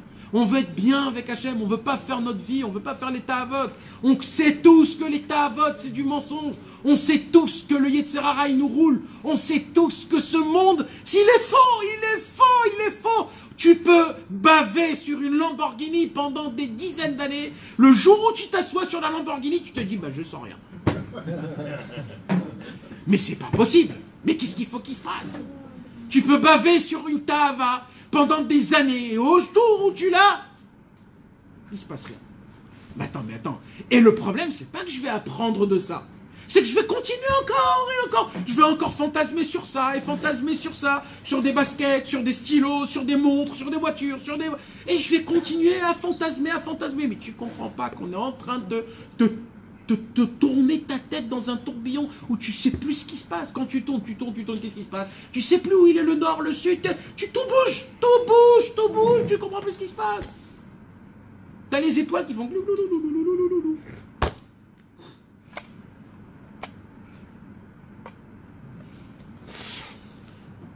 Maintenant, on va lire dans le Likutei Moharan et on va essayer d'expliquer mot à mot comment c'est.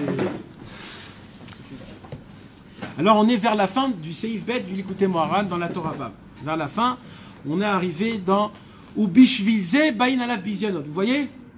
Ubishvilze Bain Alav Bizionot. Et voici la raison, il dit Rabbi Nachman. C'est quoi la raison pour laquelle un homme, des fois, il doit souffrir des méprises et des rougissements? Il faut que vous me trouviez le mot exact, mes amis, parce que Bizionot et Shfichut Damin. Humiliation. Bizionot, c'est humiliation. Humiliation. Shfichut Damin, c'est que tu deviens rouge. Des rougissements, parce qu'il faut. Il n'y a pas en français. Parce que le rougissement, c'est le sang. Il faut mamache. Rougis. Donc des humiliations. Humiliation. Alors, il dira, ben nous, pourquoi on doit passer dans des mondes d'humiliation? Pourquoi on doit souffrir des humiliations? Quelle humiliation, mes amis? Ou alors des humiliations de autrui. Quand ta femme te parle mal, tu lui dis, oh, tu te prends pour qui? C'est qui le patron ici? C'est qui amène l'argent ici? Ah bon? T'as ouvert ta bouche, toi? T'as ouvert ta bouche? C'est qui le patron? C'est Hachem Itbarach, le patron, mon frère. C'est pas toi le patron. Tu dois te taire. Même si elle a pas raison. Même si elle est énervée. Même si ton fils, quand il te parle mal, c'est une grande question que tu as posée la semaine dernière. Normalement, un fils, il fait honte à papa. Il ne peut pas se taire. Nahon ou pas? Kibud Avaim. Le papa, il doit lui dire, c'est quoi? Comme ça tu parles? C'est comme ça normalement. Mais Rabbeinu, il nous apprend quelque chose d'autre. Qu'est-ce qu'il nous apprend, là, Rabbeinu? Il nous dit, Rabbeinu, si tu es un homme normal, t'as raison. On doit respecter, avoir un minimum de respect. Je peux pas t'appeler imbécile. Non, t'as un nom. Je t'appelle par ton nom. J'ai un respect, un minimum de respect pour toi. Mon fils, il me parle mal. Je le remets. Il dit, Rabbeinu, mais au moment où t'es un Baal Tshuva, c'est quoi un Baal Tshuva? Comment on a dit là? Comment Rabbeinu il dit les mots? Ou Ksheba letaer et atzmo. Au moment où t'as compris que t'es un lâche et un faiseur de fautes et que tu veux faire tes chouvas, t'as pas encore fait tes chouvas, tu commences à vouloir faire tes chouvas, il dit Rabbeinu, à ce moment-là tu passes un autre niveau complètement, tu es dans un autre monde. Dans quel monde? Un Baal Tshuva, il doit avoir la tête baissée. Devant qui? Tout le monde. Tout le monde. Mes amis, ça c'est pas Rabbeinu qui dit. Ça c'est le Rambam qui dit ça. C'est la Halacha Ilchot Tshuva dans le Rambam qui dit ça. Ton enfant, il te... Mais ça c'est le Baal Shem Tov. Tu dis rien. Le Baal Shem Tov, on va étudier la Gemara ce soir. On va étudier la Gemara dans Gittin. Le Baal Shem Tov, il explique la Gemara dans la Maseret Gittin. Il dit, David Améler... Attends, vous savez quoi? On va le lire dedans parce qu'on perd. Mais une heure après, tu prends. Écoutez mes amis, parce que tout est écrit. D'accord? Ce qu'on va étudier, mes amis, c'est pas des choses qu'on invente, c'est des choses qui sont écrites. Alors venez juste, on regarde, et vous allez voir que tout, on répond dans la... Ceci est la raison pour laquelle un homme, il doit avoir des humiliations et des rougissements quand il est de autrui ou alors de soi-même. Car ça c'est du niveau Astarat Varzarat Pneeke Gimatri Adam.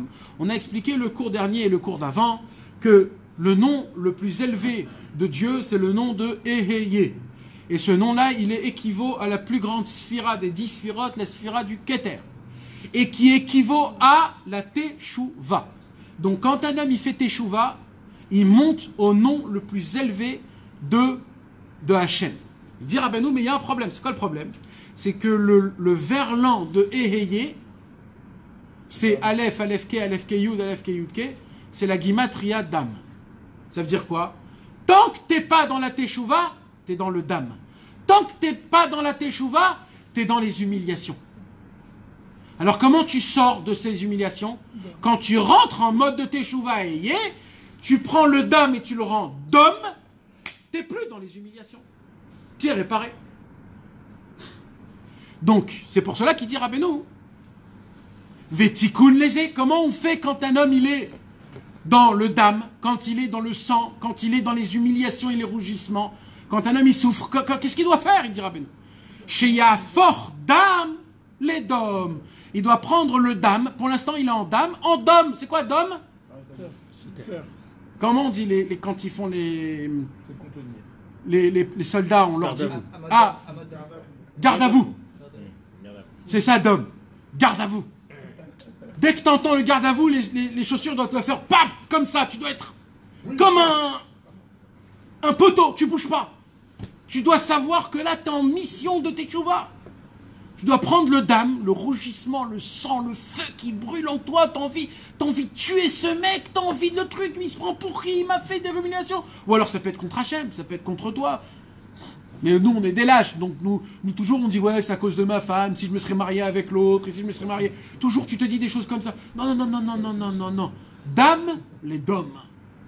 C'est une humiliation qu'on t'envoie du ciel, pas parce que Chas v'Shalom on veut t'humilier, parce qu'on t'aime, on veut en fait t'enlever ton mauvais sens, c'est tout. Sheye minashomim cherpatam ve'ena meshivim. C'est la première fois où Rabbeinu il rapporte cette parole. D'où elle vient cette parole?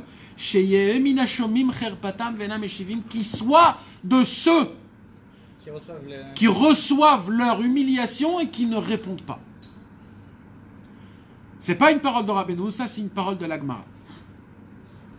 De quelle Gemara? C'est pas de ceux qui humilient. De ne pas être de ceux chez Yehe minashomim cherpatam vena meshivim, de ceux qui écoutent leur humiliation mais qui ne répondent pas. Ouais.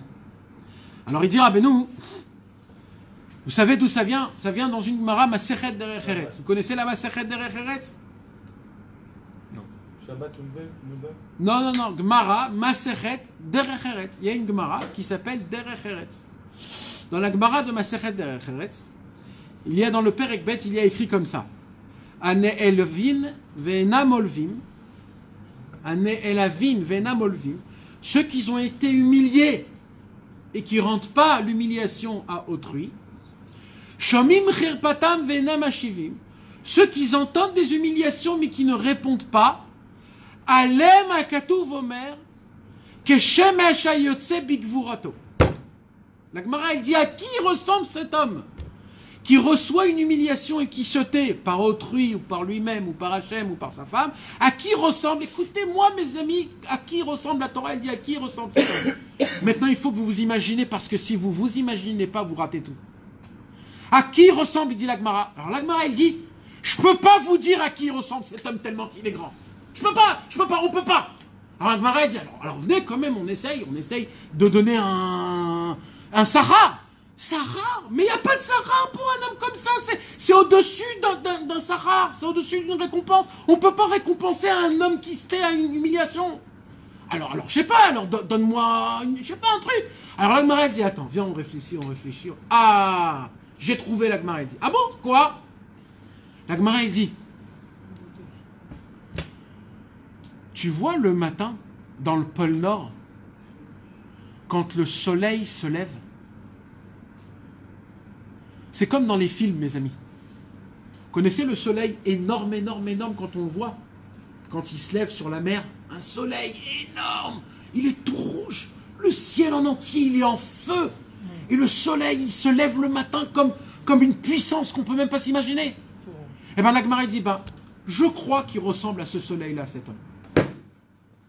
De cette puissance-là, vous voyez cette puissance? Comment il éclaircit, comment le matin il monte le soleil. Nous on ne le voit pas, parce qu'on ne le voit pas, mes amis. Il faut que vous compreniez, mes amis, Quand on est au bord, dans des endroits où il n'y a pas de maison, où c'est loin de tout, où il y a un silence énorme, quand le soleil se réveille le matin, dans des endroits tu peux voir, c'est phénoménal. Tu vois la puissance, une boule de feu. C'est pas juste une boule de feu, tu vois le ciel brûler, l'eau qui... C'est un truc de fou. La Gemara, elle dit, quand il se couche, il est fatigué. Mais quand il se réveille, c'est là où il est en force. Et il ressemble comme un lion, il va maintenant éclaircir le monde pendant 24 heures. Là, c'est un soleil. À ça, il ressemble à un homme quand il entend une humiliation et qui se tait. T'es un soleil, mon frère, t'es un soleil. Ça veut dire quoi que t'es un soleil? Tu sais ce que ça veut dire? Qu'est-ce qui fait le soleil dans le monde? Il éclaire. Il réchauffe. Il fait tout pousser, il fait plein de choses. Il donne de l'énergie pour les plantes. Il donne la vitamine D pour nous. Il rend les fruits. Sucrés. D'où il vient le sucré? Il fait gagner de l'argent juif avec les panneaux. La Gemara, il dit, ça veut dire quoi qu'un homme, il ressemble à un soleil? Il dit la Gemara. Il éclaircit tout son entourage. Il réchauffe toutes les personnes qu'il aime. Il rend sucré toutes les personnes qui lui apprennent la parole. Ça, c'est un homme qui sait se taire. Ça vaut pas la peine. Quand tu essayes de servir Hachem, ça fait 10 ans que tu essayes de te réveiller, Khatsat, et t'arrives pas. Tu dis à Hachem, mais c'est quoi cette honte que tu es en train de me faire? 10 ans que je mets le réveil et je me suis pas réveillé une fois. Mais c'est pas possible. Même si tu prends un arabe, je sais pas où il va se réveiller la nuit. Comment moi, j'arrive pas? Ketzet Hachem esh bigvurato. Ça se peut que tu t'es pas levé Khatsat, ça fait 10 ans. Mais le fait que tu le mets encore le réveil, tu ressembles à un soleil comme une puissance. Il n'y a pas plus grand et plus puissant que ça. Il y a plus puissant qu'un soleil, mes amis? Dites-moi, je vous en prie. Il y a plus puissant qu'un soleil? Je vous pose une question. Non. Physiquement, je vous pose maintenant la question physiquement. Est-ce que quelqu'un connaît quelque chose de plus puissant qu'un soleil? Ça n'existe pas. Ça n'existe pas plus puissant que ça. Un homme qui est comme ça, il est puissant comme un soleil. La Gemara, c'est la Gemara, c'est même pas Rabbeinu, c'est la Gemara qui dit ça. Aneelavim vena molvim, shomim chirpatam vena meshivim, aleem akatuv, ketzet Hashem esh bigvurato. C'est quoi Aneelavim vena molvim? Ils sont humiliés, ils humilient pas. C'est quoi la différence entre le premier et le deuxième? C'est des différences d'humiliation. Des fois, c'est une humiliation comme ça, des fois, c'est une humiliation pas que par la bouche. Des fois, quelqu'un, il t'humilie quand, par exemple, tu racontes une blague, il te fait « Ah !» Quand il t'a fait comme ça, il t'a tué en fait. Comme ça, ou alors pff. Le pff comme ça, tu l'as tué. Alors t'es pas obligé de dire quelque chose pour le tuer. Alors des fois, il faut dire quelque chose. Il y a des fois où ça suffit d'un petit... Quand tu fais comme ça, tu l'as tué, le mec, tu l'as tué. Il a fait une dracha pendant une demi-heure, tu as dit. Ça y est, tu l'as taillé. C'est une sorte d'humiliation. D'où il dira, prends ça, Rabbeinu. Velo yedagdek albizion kvodo.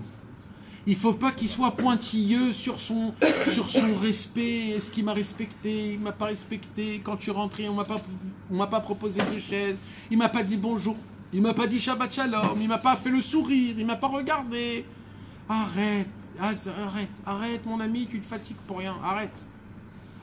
Ukshemekayem dom la Hashem. Et là, mes amis, on revient au point de départ. Écoutez, c'est très important, c'est le point de départ.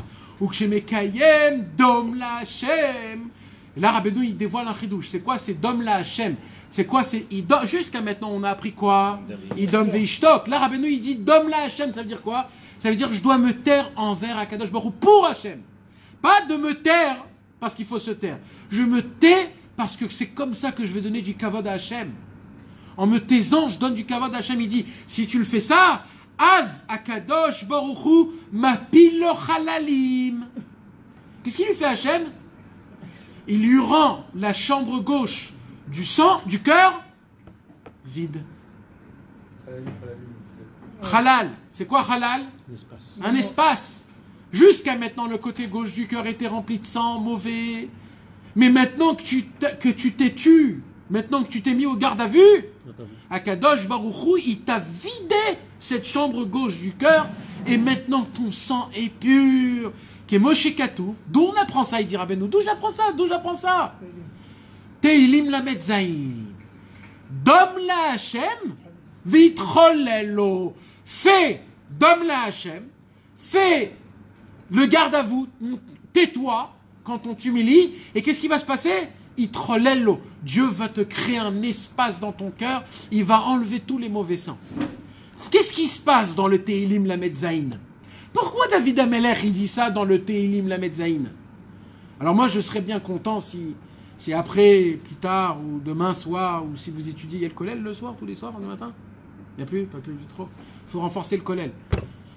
Il faut que tous les jours il y ait un kollel, il faut qu'on étudie la continuation. Je vais vous donner des marèmes et commodes sur chaque chose et vous devrez aller ouvrir et regarder parce qu'on ne peut pas étudier une fois par semaine une Torah, c'est pas comme ça, il faut l'étudier tous les jours la Torah. Surtout le mois de Elul, Torah va.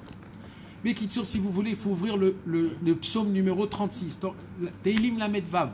Si vous avez le même Loez, c'est encore mieux de voir sur les Teilim Lamed Vav pour comprendre qu'est-ce qui se passe là-bas. Sinon, essayez de le voir au moins en français pour comprendre ce qui se passe. Qu'est-ce qui se passe là-bas? Là-bas, dans Metsudat David et Metsudat Sion, ils expliquent quelque chose. C'est quoi? Là-bas, David Amelech, il est en train de pleurer et à Hachem, comment c'est possible que les Rechaïm, ils ont de la Hatzlacha? Comment ils ont de la Hatzlacha, les Rechaïm? Comment les Rechaïm, ils arrivent à réussir? Qu'est-ce qu'il dit là-bas, David Amelech? Les David, al titrar bemereim, al tekane beose avla. Il dit Hachem à David, Hachem, David, je t'en supplie, ne jalousie pas les gens qui font des bêtises. Ki kechatzir mera imalu ou kiyerek deshe ibolun. Ça ressemble à une plante que quand elle grandit sur le parterre, elle est verte. Mais au moment où le soleil l'éclaircit, elle commence à s'effriter, à devenir sec. Ça veut dire quoi? Ça veut dire que les Rechaïm, ça se peut que tu vois qu'ils ont une belle vie, une belle maison, une belle femme, des beaux enfants, une belle voiture. Mais c'est qu'extérieurement, sache-le, c'est qu'extérieurement, ils n'ont pas d'Atzlacha. Betach ba Hashem va'asetov. Il dit David Amelech. Hashem, il lui dit, aie confiance en Dieu et fais le bien. Même si tu vois qu'il n'y a pas de logique, même si tu vois qu'il n'y a pas de justice. Shron eretz ou re'emuna. Ça veut dire quoi? Habite sur terre et aie de la émouna. C'est quoi habite sur terre et aie de la émouna? Habite sur terre, ça veut dire descendre niveau. Habite sous terre, en fait, ça veut dire quoi? Toi, quand tu regardes les autres et que tu les jalousies, c'est parce que tu as un peu de kavod. Toi aussi, tu veux du kavod. Donc, tu te dis, j'ai pas. Alors Hachem, il te dit, écoute, mon frère, rabaisse-toi et conserve la émouna. Cultive la émouna. Ton travail, c'est de cultiver la émouna en te rabaissant. Idom veishtok. Veitanag al Hashem, si tu sais le faire, ça sera ton plus grand plaisir de Dieu. Veiten lecha mishalot lipra, Dieu va t'accorder tout ce que tu vas lui demander. Gol al Adonai darkecha, jette-lui sur Hashem ton chemin. Dieu, il t'emmènera là où tu voudras. Betar alav ve'u yaaseh, juste et confiance en lui, il lui fera tout, Hashem. Tout ce que tu lui dis, il fera. Mais à une condition, quoi? Dom la Hashem vitrolello. Quand tu vois cette humiliation, c'est quoi cette humiliation? Que je gagne pas assez d'argent, que ma maison elle est toute petite, que mon masgan il est cassé, que j'étudie dans un kollel et que j'ai pas de truc, et que j'ai des maladies, et que mes enfants ils sont pas dans le bon derrière, et j'essaye de me lever chatzot, j'essaye de faire une bonne doute, j'arrive à rien faire. Mes copains, ce sont déjà des rabbins à droite à gauche, et moi où je suis? J'essaye de faire Shabbat et tout le monde arrive, moi j'arrive pas. J'essaye de faire pousser les péotes, tous mes copains ils ont déjà fait pousser les péotes, moi j'arrive pas à pousser les péotes. Jusqu'à quand je vais rester comme ça? Pourquoi je casse ma barbe tous les jours? Pourquoi? Jusqu'à quand? C'est quand pour aller mettre? Rabbeinu il dit, Dom vishtok, attends, patience, patience. Dom la Hashem vitrolello, tais-toi. Reçois comme si c'est un bisayon et tu verras qu'Hachem Yitbarach il est en train de te laver. C'est de ce Teilim-là que Rabbeinu il a choisi de prendre. Parce que mes amis, il y a un klal d'après Reb Avon ben Nachman. C'est quoi le klal? C'est que quand Rabbeinu il donne un pasouk, c'est pas juste le pasouk. C'est tout le Teilim, tout le sujet qui part de la Torah. Et bien, maître, si vous allez voir, c'est mamash comme ça. Ve'u yapil lecha chalalim chalalim. Ça veut dire quoi, Ve'u yapil lecha chalalim chalalim? Alors, Rabbeinu, il rapporte une Gemara. Gemara Masechet Gitin, Daf Zayin Amud Aleph. Et là-bas, il y a une histoire, mes amis, une histoire. La Gemara, elle raconte là-bas, c'est quoi l'histoire? Il y avait Maroukva. Maroukva, c'était un Amora, un très grand. Maroukva, c'était un Baal Tshuva. Maroukva, il avait fait plein de fautes. Plein de fautes. Plein de fautes. Des fautes très graves. Jusqu'à qu'un jour, il a fait des chouvas. Il a fait des chouvas totalement. Donc déjà, si Rabbeinu, il rapporte cette histoire, déjà on apprend, il a choisi cette histoire. Pourquoi? Parce que toute cette histoire, elle parle de qui? D'un Baal Tshuva. Il aurait pu me donner une histoire d'une autre, parce qu'il y a plein d'autres histoires sur des hontes. Pourquoi il a choisi ça? Parce que ça, c'est Dafka avec la Torah Vav. Donc encore une fois, regardez comment Rabbeinu, quand il te rapporte quelque chose, c'est pas pour rien. Et là-bas, il y a une histoire, c'est quoi? Un jour, Maroukva, Sholach le Maroukve le Rebbe Lozo. Maroukva, il a envoyé une lettre à Rabbi Elazar. Qu'est-ce qu'il a envoyé? Qu'est-ce qu'il a écrit dans la lettre? Beneodom om dimalai. Uveyodi le mosrom le malchus maou. Il lui a dit, Maroukva, Rabbi Elazar, je souffre il y a une équipe de gens qui habitent à côté de chez moi qui me font la misère. Ils me tuent ma vie. Il lui dit, maintenant j'ai la possibilité d'appeler la police et d'arrêter cette histoire du jour au lendemain. J'appelle la police, c'est fini, terminé. Alors il lui pose la question à Maroukva, à Rabbi Elazar, est-ce que j'appelle la police ou pas?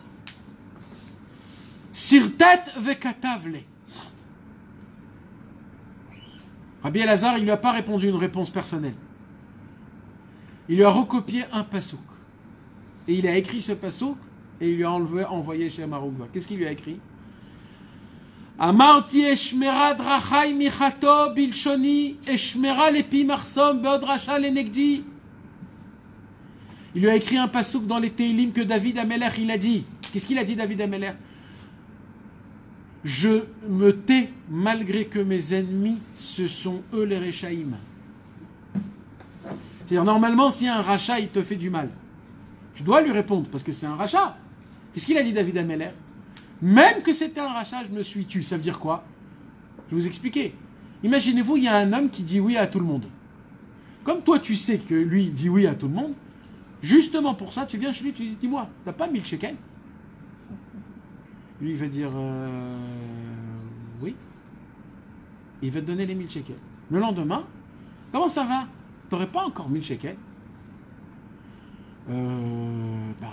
Oui. Et il lui donne encore 1000. Maintenant, le mec qui donne les 1000 shekels, il sait que maintenant son copain il est en train de se sucrer sur lui. Et ils se disent, parce qu'il sait que je ne sais pas dire non, alors il me demande mes 1000 shekels. Alors peut-être il faut que j'arrête. David Amelech, il était dans cette situation. Qu'est-ce qui était David Amelech? David Amelech, il pouvait rentrer en combat contre ses ennemis et en un seul combat, tous les terminer. Tous. Tous. Mais David Amelech, il a dit, mais le problème, c'est que c'est qui ces gens-là? Ce sont mes frères juifs. Alors c'est vrai que c'est des Réchaïm. Alors je vais les laisser me taper. Je vais les laisser me taper. Et c'est ce qui s'est passé. La lettre, elle est arrivée chez Maroukva. Maroukva, il a lu le pasouk de David Amelech. Il a dit, oh là là.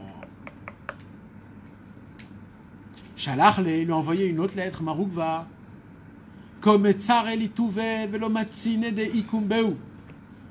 Il lui a dit, Maroukva, tu sais, c'est arrivé à un point. Il lui dit à Rabbi Elazar, c'est arrivé à un point où la souffrance que je souffre, je peux plus. Si je peux tenir, je comprends. Mais là, je suis arrivé à un point où je commence à perdre la boule. Ce qu'il faut, à ce point, souffrir. Qu'est-ce qu'il lui a répondu, Rabbi Elazar? Dom la Hashem veitrolello. Notre pasuk à nous dans la Torah Vav. Le Baal Shem Tov, il pose la question sur cette Gemara. Il dit, où est la différence entre la première réponse et la deuxième réponse? Dans les deux réponses, il y a écrit tais-toi et puis c'est tout. C'est quoi le chidouche de la deuxième réponse? Tais-toi, vitrolel. Le Baal Shem Tov, il lui a répondu en fait un secret énorme, quoi, le Rabbi Elazar, il dit le Baal Shem Tov. Il lui a fait rentrer un sod énorme, quoi, que tout ce qui t'arrive en fait, c'est pour te purifier, c'est pour te rendre ton sang propre. Donc en fait, c'est même pas un problème, c'est un cadeau. Au moment où la Gemara nous raconte, dans la Seret Gittin, au moment où Marukva a reçu la lettre et qu'il a lu ça, et qu'il a pris sur lui de faire ça, à ce moment-là même, des policiers sont venus, ils ont mis les menottes aux personnes qui embêtaient Marukva et l'histoire était déjà finie. Il suffit juste que tu dis à Hachem, je suis prêt. T'es prêt? L'histoire est finie. C'est fini, c'est fini. Il est prêt. Même pas tu le fais. Rien que tu dis à Hachem, je suis prêt. De là, Rabbeinu, il apprend combien c'est important quand un homme, il se tait. Aïnou, et Rabbeinu, il continue. Velibi, halal, bekirbi, encore plus, il dit Rabbeinu, je vais aller encore plus loin. Quoi? Dans le psaume 109, mes amis, le psaume 109, sans vous expliquer, sans rentrer trop dans des ignanim, tout le psaume 109, il parle de la Torah Vav. Tout le psaume 109, celui-là aussi, il faudrait l'étudier. C'est quoi le psaume 109? C'est tout ce que David Ameler, il souffre, encore une fois, de tous les gens qui l'entourent et qui n'en peut plus. Il dit David Ameler, mais Hachem Yitbarach, je ne vois pas la vodat Hachem du fait que les gens, ils me font du mal pour rien. Et moi, je leur rends du bien. Je leur fais du bien et eux, ils me donnent du mal. J'arrête alors. Et là-bas, il dit Velibi, halal, bekirbi. La Gemara, qu'est-ce qu'elle dit, la Gemara? Dans le Midrash, pardon. Le Midrash, il dit Avram Avinu, il ne pouvait pas dire Velibi, halal, bekirbi. Ça veut dire quoi, Velibi, halal, bekirbi? J'ai plus de sang dans mon cœur. Alors, t'as quoi? Du lait. David Ameler n'avait pas de sang. Quand tu coupais les veines de David Ameler, il y avait du lait. Parce qu'il a pris tout son sang et il a purifié jusqu'à qu'il est devenu du lait. Mes amis, c'est Emet la Amito. C'est pas des. C'est Emet la Amito. Velibi, halal, bekirbi. Mon cœur est vide de sang. Comment? Tellement il a travaillé d'homme la Hachem qu'il a vidé son sang. Rabbeinu, il nous dit de qui on doit apprendre la Teshuvah? De David Ameler. C'est pour cela, mes amis, quand un homme, il veut se renforcer dans Dom la Hachem, il veut se renforcer pour faire Teshuvah, c'est quoi le premier livre qu'il doit prendre? Le premier livre, c'est les Teilim. Pourquoi les Teilim? Parce que toute la Teshuvah, elle dépend de quoi? De quand David Ameler, il se tait. Quand tu lis les Teilim, tu fais réveiller David Ameler que quand on l'embêtait, il se taisait. Et là, le kavod d'Hachem, il se multiplie. Donc tu rentres dans la Teshuvah de David Ameler. Il dit Rabbeinu. Ça s'appelle le Zvirat HaYetzer. C'est quoi Zvirat HaYetzer? Le sacrifice du Yetzer Hara. C'est quoi le sacrifice du Yetzer Hara? Tu prends le Yetzer Hara et tu brûles. Valier des Ezoré, les Kavod Eloki. On revient au point de départ. On a posé une question au point de départ. Comment on est Zoré du Kavod Eloki? Ah ben non, il nous répond comment? Zvirat HaYetzer. Quand tu sacrifies ton Yetzer Hara. Comment tu sacrifies ton Yetzer Hara? Quand tu enlèves ton sang, quand tu te tais dans Idom Vishtok, quand pour Hachem, tu te dis je continue à servir Hachem là où Akadosh Baruch Hu il me met. Kemoshe Katouf, d'où on apprend ça? Zover Toda Yechabdeneni. Vedarshu Chazal al Zvirat HaYetzer. Ce psaume aussi, mes amis, le psaume numéro 50. On a 3 psaumes à étudier, 38, 109 et 50. Mais mes amis, c'est les 3 psaumes de la Torah Vav. Ils parlent mamash de la Torah Vav. Mais le psaume 50, c'est un psaume qui est exceptionnel. Pourquoi? Parce que de qui on parle dans le psaume 50? On parle dans le psaume 50 des gens très riches, soi-disant des tzadikim, que leur travail à eux, c'était quoi? De venir tous les jours au Beth Amikdash et de donner des taureaux très gros au Beth Amikdash. Il n'y a pas un plus grand kavod que ça, mes amis. À l'époque, c'était ça le plus grand kavod. C'est pas comme aujourd'hui d'avoir des élèves, d'écrire des livres. À l'époque, c'était qui les tzadikim à l'époque? Celui qui donnait le plus de korban. Alors, il y avait des grands riches, qui étaient aussi des grands tzadikim, soi-disant, et qu'ils avaient des grands yeshivot, et qu'ils ont écrit plein de livres, et qu'ils avaient des centaines d'élèves. Ils avaient tout. Et ils avaient un truc exceptionnel. C'était quoi? Tous les jours, ils venaient, pas avec un petit agneau, avec un taureau, une vache énorme pour le sacrifice à Hachem. David Ameler, il voyait ça. Il ne pouvait pas supporter ça. Il dit, mais moi je vois leur cœur, comment c'est pourri, comment c'est hypocrite. Tout le psaume 50, il parle de comment Hachem, il se dégoûte, il vomit sur ce sacrifice. Et là-bas, qu'est-ce qu'il dit Hachem? Zover Toda Yechabdeni. Celui qui veut me faire de l'honneur, comment il veut me faire de l'honneur? Comment? Yechabed, comment? Vous croyez que c'est en faisant des sacrifices? Vous croyez que c'est en en priant des heures, et en étudiant des heures, et en s'en mortifiant des heures. Mais non, il dit Hachem Yitbarach, moi je veux pas ça, moi je veux pas de quantité. Moi je veux votre cœur, Zover, je veux la Zvira, je veux que tu sais, que tu te baisses ta tête, tu idom vishtok. Que tu baisses ton kavod pour le kavod d'Hachem. Ça, c'est Yechabdeni. Ça me donne du kavod.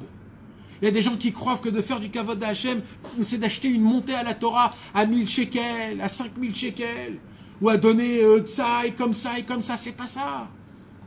C'est quand tu es en plein milieu d'un guéinom du Yetzerara dans l'état avot. Et tu te poses la question, comment je pourrais faire bien à Hachem là maintenant, tout de suite, maintenant. Qu'est-ce que je peux faire? Tikkun HaKlali, je peux pas. Je suis en plein discothèque. Je vais pas lire Tikkun HaKlali dans une discothèque quand même. Qu'est-ce que je peux faire dans une discothèque? Sauver. Je peux pas me sauver. J'ai envie de rester là. Je suis émette. Mais je veux quand même servir Hachem là où je suis. Ah, je peux dire Shema Israël, Adonai Eloheinu, Adonai Echad. Au moment où cet homme a choisi de servir Hachem, par un passouk de la Torah, il est passé du coq à l'âne. Il est passé d'un monde le plus bas au monde le plus élevé. C'est la preuve qu'il a essayé de donner du kavod à Hachem dans les endroits les plus bas.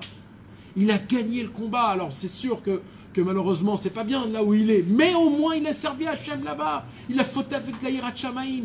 Il s'est pas dit puisque je suis là je peux rien faire. Non, je fais ce que je peux. C'était dans un endroit où il y a des choses pas bien à voir, tout ça, tu peux pas dire. Tu fermes tes yeux. Tu fermes tes yeux. Ouais. Torah Tzivalanu Moshe Moracha Kilat Yaakov. Tu dis un pasouk. Adonai ou à Elohim. Hashem Melech, Hashem Malach, Hashem Imloch Leolam Vaed. Si tu peux pas t'imaginer ce que tu fais dans le ciel. C'est des choses qui ne se sont jamais arrivées dans le monde. Tu seras le premier à le faire. Dans l'histoire du judaïsme, ça sera cet homme-là en premier qui l'a fait. Il n'a pas le droit, par exemple, de faire une bracha en faisant devant de Mais il n'a pas le droit d'être dans une discothèque de base. Il n'a pas le droit.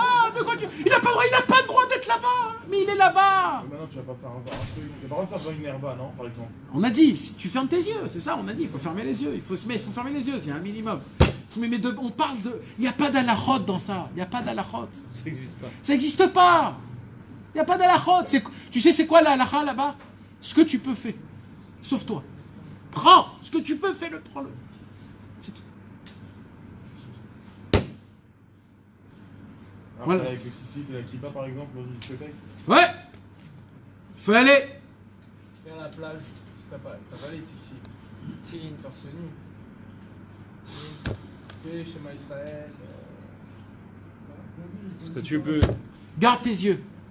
Quand tu gardes tes yeux, ton corps en entier, il devient une mitzvah. Ou si tu n'arrives pas à garder tes yeux, tu dis, je vais garder mes yeux 5 minutes. Pendant 5 minutes, tu fermes tes yeux, tu dis, Hachem Yitbarach, pendant ces 5 minutes, je suis totalement à toi. Même si après, je vais tout regarder, tout. Je ne vais pas rater une. Mais pendant 5 minutes, je vais te garder pour toi, Hachem Yitbarach. Tu t'imagines même pas ce que tu fais dans le ciel. Tu es Meshaabed tout ton corps à Kadosh Baruch Hu. Tu es Mamlich Hachem Yitbarach là où tu es. Pas obligé que de dire des psukim, même de faire quelque chose. C'est comme ça que Rabbeinu nous apprend à servir Hachem partout. On ne peut pas dire là je ne peux pas servir Hachem. Tu ne peux pas. Partout tu peux servir Hachem. Kadosh Baruch Hu nous donne la force, la puissance de toujours Bezrat Hachem, garder le cap. Et de toujours avancer, d'être toujours Bessimcha. Et que ça soit toujours tout par pitié et miséricorde. Qu'on ne passe pas par des chemins difficiles dans tous les niveaux que ça doit être. Bezrat Hachem. Amen.